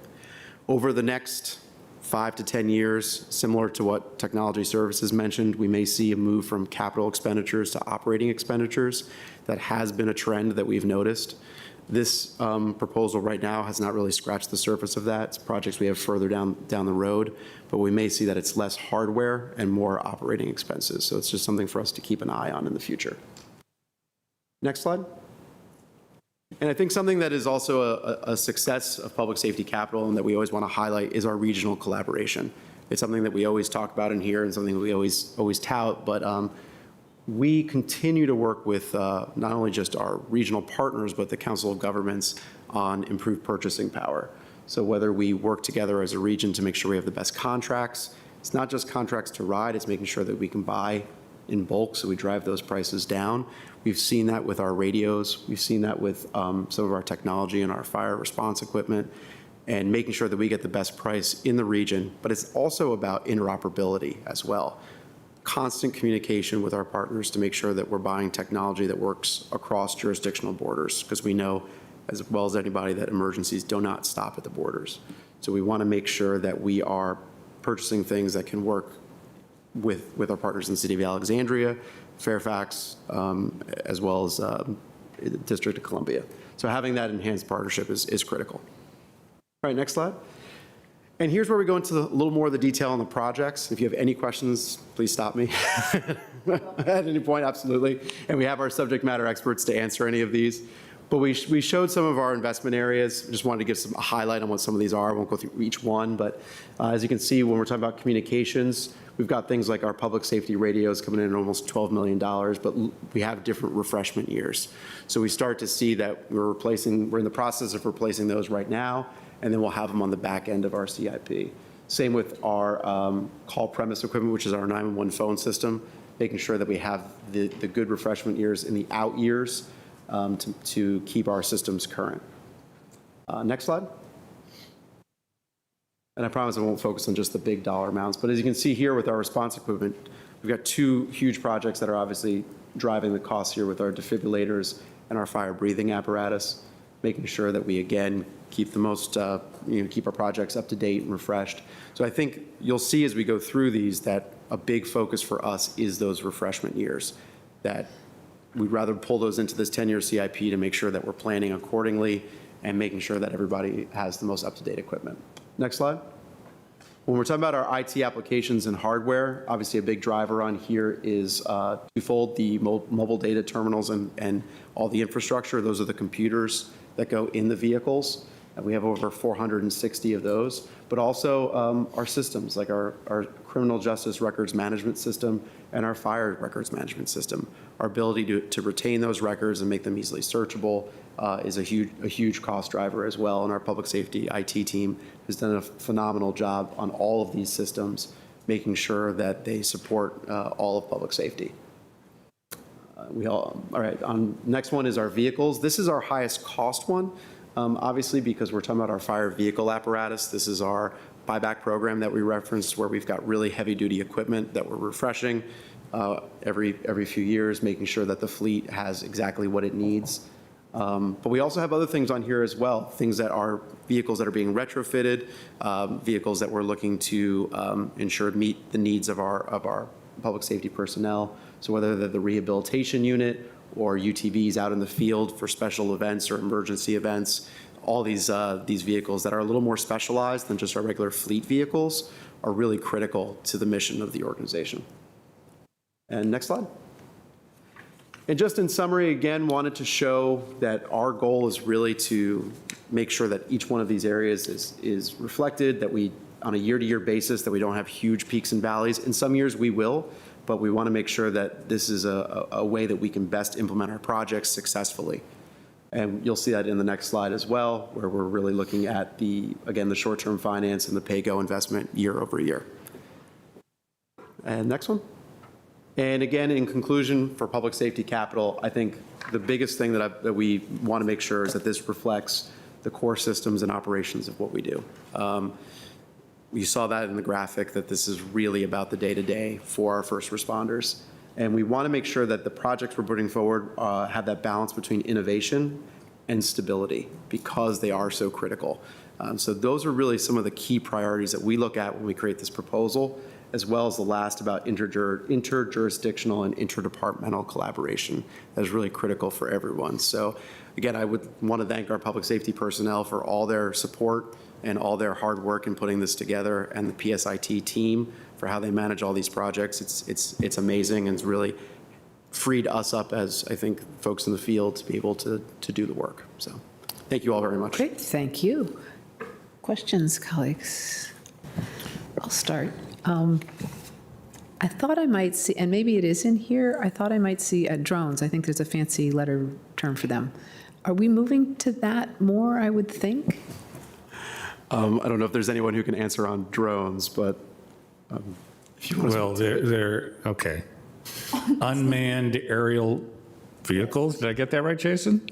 Yeah. So we have just started purchasing them. So when we were doing our prep session, I said, "Where are the drones?" And I said, "Oh yeah, okay. Well, we should probably start including that. We'll do that in the next CIP." So it's absolutely missing from here, and it's something we're going to have to refresh. We are determining right now what the life cycle of those are going to be. Grace, do you have any thoughts on that? You can come, or Will. Oh, Deputy Chief Darren Cassidy to the rescue. Thank you. So, kind of, as the county manager said, we're just scratching the surface with the UAS program. Obviously, we're doing this in collaboration with other public safety entities. We do have it up and running. It's been used quite a bit. It was used during this meeting. But we are still in the, not in this meeting, but during this meeting. You mean somewhere else, not, Yes. something else is going on? Yes. Okay, I did have the same reaction. But we're still kind of looking at it, putting it all together. I think obviously next year you'll see some stuff in the CIP, is probably as well as maybe the other areas of the budget. But right now we're still kind of learning, seeing what's out there, seeing what opportunities we have to make this a collaborative effort with all public safety to benefit us as much as possible. Okay, thank you. I mean, I was the same reaction, because it just feels to me so much of what y'all do is dangerous for you. And it would be really good to be able to send in a robot to take care of it and not send in a live person. So I hope we'll move to that. I assume we are. Thank you. Yeah. Certainly. Yeah, no, thank you very much. Douglas. Thank you, Madam Chair. And thank you for remembering the issue with drones, because yes, autonomous vehicles are probably, a safer way, but they have also a lot of other functions, and that's an interesting program to observe. My favorite question from the last CIP, can you refresh my memory? So we have a lot of conversation about the fire vehicle apparatus and the fact that they are the width, right? Because, our streets, we talk about wide streets, but not most streets are wide, and so we need that space, and the fire marshal is sometimes really challenged to work with us. So can you remind me the life cycle of these vehicles, and what are our options in terms of finding vehicles that are a little bit less wide and still as capable as the ones that we currently use? Yes, sir. A couple of questions wrapped up in that. One, the fire apparatus over the last few decades has not gotten any smaller, so larger apparatus. I can tell you that our resource officer, logistics folks who design our apparatus each and every time, we're doing so with the smallest platform that we can build, spec, and receive to do the job that needs to be done. The current, which is an amazing program, the buyback program that we have with the 8-year cycle, affords us the ability to have the newest apparatus, the newest capability, while also receiving top dollar in buyback. So we purchase the apparatus even with a four-year purchase it today, we will not see the apparatus for 4 years. That's the lead time that we're up against. But we're locking in to the price of that apparatus today. That's the beauty in it. And at the point of receiving the apparatus, we're given a price tag, the guaranteed buyback at the 8-year mark. And it's unique to us because of our size. The size of the county, although we are as busy as we are, we put fewer miles on our apparatus. So even at the 8-year mark, our pristine apparatus with mileage at the 70,000, 75,000, we receive top dollar for the apparatus. That's why it makes it so unique for us. No one else in the region has the capability because of their size and the amount of miles they're putting on that apparatus. But again, it's an amazing program, the guaranteed buyback. But again, back to the point of the apparatus that we're purchasing, visionary, looking ahead, street widths becoming more narrow, such tight spaces, and the ability to articulate the apparatus. Larger ladder trucks without the ability to articulate and do different things, it's going to make our job that much more difficult. So we're looking at those things. The apparatus we're purchasing today, although we won't receive it for four years, we're designing it for that response environment. That capability will be there. And it's also important to note that last year alone, last calendar year, for a variety of reasons, the heavy apparatus increased 25%. Yeah, I saw that. That's the last lion's year, share. 25%. So do I understand, thank you for that explanation. So do I understand correctly that expenses in fiscal year 27, which is the first fiscal year we will be buying new vehicles, these vehicles will materialize in fiscal year 31?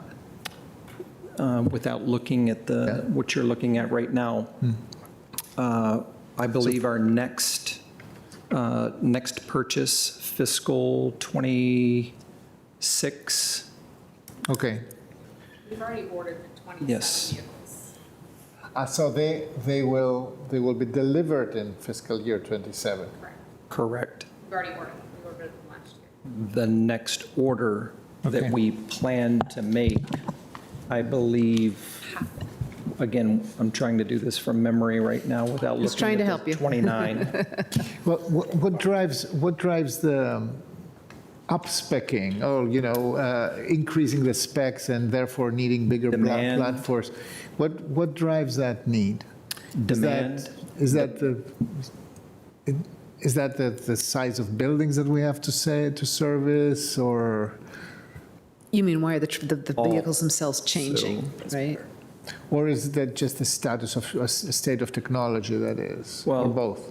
Variety of reasons. The demand of the vehicles are driving the prices up. For the vendor that we use to receive the chassis, there's a shortage in receiving the chassis. That takes 4 years. And in addition to that, the technology, the advancements to include electric fire trucks. It's hard to sort of envision that now. The technology is still evolving. The infrastructure becomes as vital as the piece of equipment itself, but that technology is evolving today. So that, I think, will become a reality for us with the new station on Columbia Pike. I think that is a real possibility for us because the infrastructure needs to be present for it. But the demand for the vehicles, the technology, and then the shortage in chassis to build the trucks, the engines themselves are all contributing factors. But then for the specification, it's also important, and correct me if I'm wrong if in my assumption here, it's also important who will be our customer at the end of the 8 years of useful, Arlington life of these vehicles. Correct. The entity that we use for the buyback that you're likely well familiar with, again, it's unique to us. The Brindley Mountain vendor that purchases, guarantees purchasing the apparatus from us to then resell it. It works not only for us, it works for them. Again, this program is such a unique program. I understand for that, the region. and I value the program. I'm just trying to figure out a pathway to a narrower vehicle. And, I hear all the constraints. I hear all the reasonable arguments for the current chassis that you are preferring. But I'm just trying to poke all the possible, go through all the instances to figure out whether we have, because this is not a minor issue. I mean, the issue of this 20 feet of a road cross-section for reasons that the fire marshal, for the needs of the fire marshal, which are unappealable. I mean, I understand that public safety is the number one concern here, but they create a lot of collateral issues that, even if we could shave away a couple of feet, would be very helpful. The narrow streets, the wider sidewalks, the walkable communities and so forth, and building access. Back to the chassis designs that we look at, that we leverage the smaller of the chassis availability. I get that, it still is huge. Absolutely, absolutely. Are there other places in the world that make smaller ones, but maybe we have to buy American? Is that part of the issue? The big vendors that are available today, the chassis sizes, really, they don't change. They don't vary all that much. It depends on the bells and whistles that come on the apparatus, the chassis itself. That's where you start to increase the cost of any particular apparatus or all the additional things that you're adding to it, but the chassis size itself doesn't vary that much. Yeah, can I add one thing, because I appreciate your questions, Mr. Carantonis. I have had conversations with Elisa Ortiz and the Neighborhood Complete Streets Committee. We've had long conversations about this, as I know you have. And I've Chief Pavlitz, Chief Jenkins, and our DES staff. I've talked with Elisa maybe in the fall about getting us all around a table to do a little bit of a tabletop. Matt Cobb, who's our fire marshal, we do have that 20-foot limitation, but we work as hard as we can to try to find workarounds where appropriate. Having said that, we have to do, I will say this, and I've had this conversation with Chris Slatt for 10 years running about narrower fire trucks. We are likely to get more success in improving our coordination internally between the fire department and DES, and between DES and the Neighborhood Complete Streets Committee, and our work with developers on low curb mounting. There's lots of ways for us to address this issue that I think will bear fruit long before we end up with a narrower chassis being available to American fire companies. But having said that, I mean, you make a valid point, but that is no reason for us to not continue to explore the opportunities. And I have the commitment from the fire department and DES, and we're going to do that because it's bedeviled us. We had a long conversation around redevelopment with Frit down in Arlington, and we actually were able to come to an understanding that adjusted to the fact that the streets were not 20 feet from curb to curb.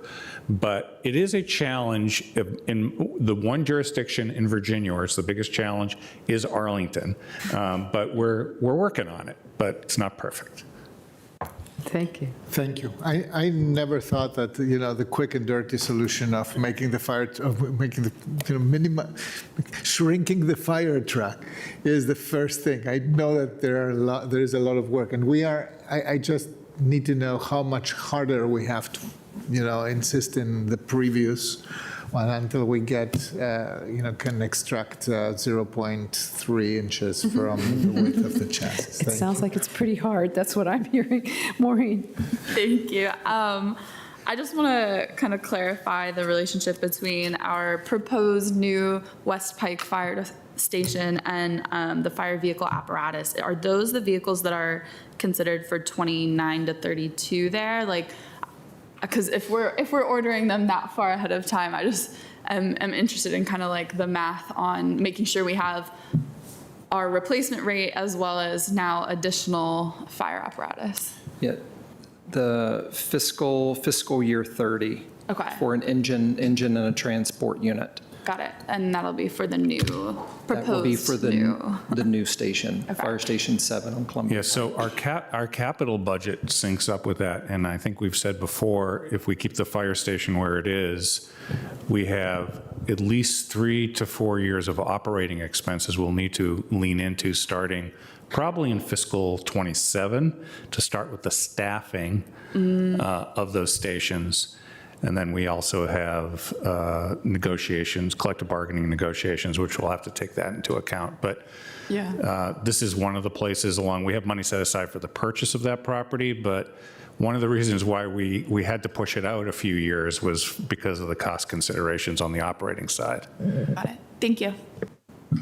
Susan, question? I just had a question about the overall funding here. So I think in a couple of the presentations, we mentioned moving from kind of traditional hardware purchases and capital purchases that are 10 years plus to service ongoing costs. And I'm curious, how does that affect our debt service calculations and guidelines? Like if our operating costs are going to be higher to cover things that used to be capital, do we need to adjust some of our rules of thumb over time, or is it rounding error?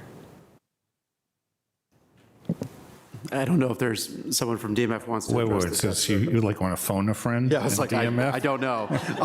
Jeff used to be in DMF. He can handle that. No, I think that what you're talking about is that some of the things that used to be in the capital category move over into the operating category. And so the challenge with that is that it has a bigger impact on our operating budget. So it makes it harder for us. Let me just put it that way. And I think I talked about this at a previous work session. Not only do we continue to have growth in our need on the capital side overall, which puts pressure on our debt service, we have things that we were able to capitalize that simply just show up in the operating budget. So we're gaining greater efficiencies with technology, but it's putting a lot more pressure on our operating budget. I don't actually know if we've done that, but I know Richard's sitting over there thinking about it, but we might be able to go back. I'm not promising this right away, but to get a sense of how much of things that used to be capitalized are showing up on the operating side, just a general sense to give you the scope of that, because it is putting pressure on it. But we've talked about it, but to give you a sense of the magnitude, I think actually would be useful for everybody. So we'll try to do that. Great, thanks. Yeah.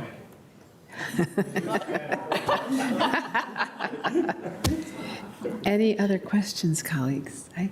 But before Jeff goes, I want him to. I actually had one question. Before he goes, I want to make sure he introduces his daughter. You know, Jeff is one of, with Krista, who was here earlier, is located in Oregon. Jeff is up in upper New York State, but he brought his daughter in for the day to hear him make a presentation. So I want you to introduce her before Libby asks the final question. Go ahead. She'll be mortified, but my daughter Harper is here. She's 11. Stand up, Harper. Yeah. Well, she's not going to stand up. You don't have to stand up. It's all right. I'm delighted that you brought her down with you, though. That's great. Yeah. No, actually, you may be. She'll be a safe distance. Yeah, it was just on the, I was delighted to hear about all the cooperation with COG and the region, because when I first got on the board, I mean, it was like pulling teeth, and we weren't making much progress. So I gather that's going a lot better now.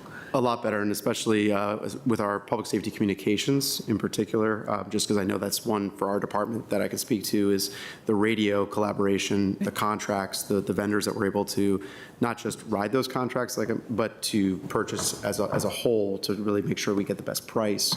So there's a price component which is beneficial, but there's also the interoperability piece that is so huge to make sure. I wanted to add a point, and you know, I'm going to let Chief Jenkins speak to it, but you know, because I've been pretty active in COG, as you have, and everybody on the board is, it always drives me to distraction. When we were prepping for these sessions, I asked Jeff Taylor and our folks in DTS, how were we doing on purchasing laptops in the region? The answer is we're not doing well at all, because everybody has a different model, and they go out and do it. If we could bundle our purchases together, we would save, I don't want to exaggerate, save some money. But with public safety, because we have these operating agreements across jurisdictions, and we have radios that need to talk to each other, it has, and I'm going to say, doing intergovernmental cooperation at the regional level is hard, but it's almost, we've been forced to do that. Which is why it happened. Yeah, which is the reason why it happened. And so I think it's a great story. I don't want to minimize it, and I think it speaks to the culture of cooperation that began over 30 years ago in the region. If we could reach that level on technology, and I'm going to say the 10 years we've had with public safety IT, Grace Reyes is here, she heads up our program. I can't tell you the humorous stories I used to have about Beth Arthur when she was sheriff saying, I am not going to have anyone outside my department come and help me use my BlackBerry or my iPhone. Now we have completely changed the culture internally. We could do that in the region, but it's an act of political will. All right, well, something to work on. But anyway, we have made strides, so there's hope. Yeah, absolutely. Thank you. Thank you so very much. All right, I think this now concludes our fourth county work session on the CIP. Next meeting will be on the CIP public hearing. I need to let folks know on July 10 here at the Bosman Government Center starting at 7 p.m. Online registration to speak at the public hearing will open 5 business days in advance of the hearing, and we will accept both online and in-person registrations until 7 p.m. on the night of the hearing, which again is July 10. Have any questions? Contact our office, 703-228-3130, or countyboard@arlingtonva.us. And I think with that, we're done. Thank you so very much. Really appreciate lots of work goes into this. Thank you. Thank you. All right, we're adjourned.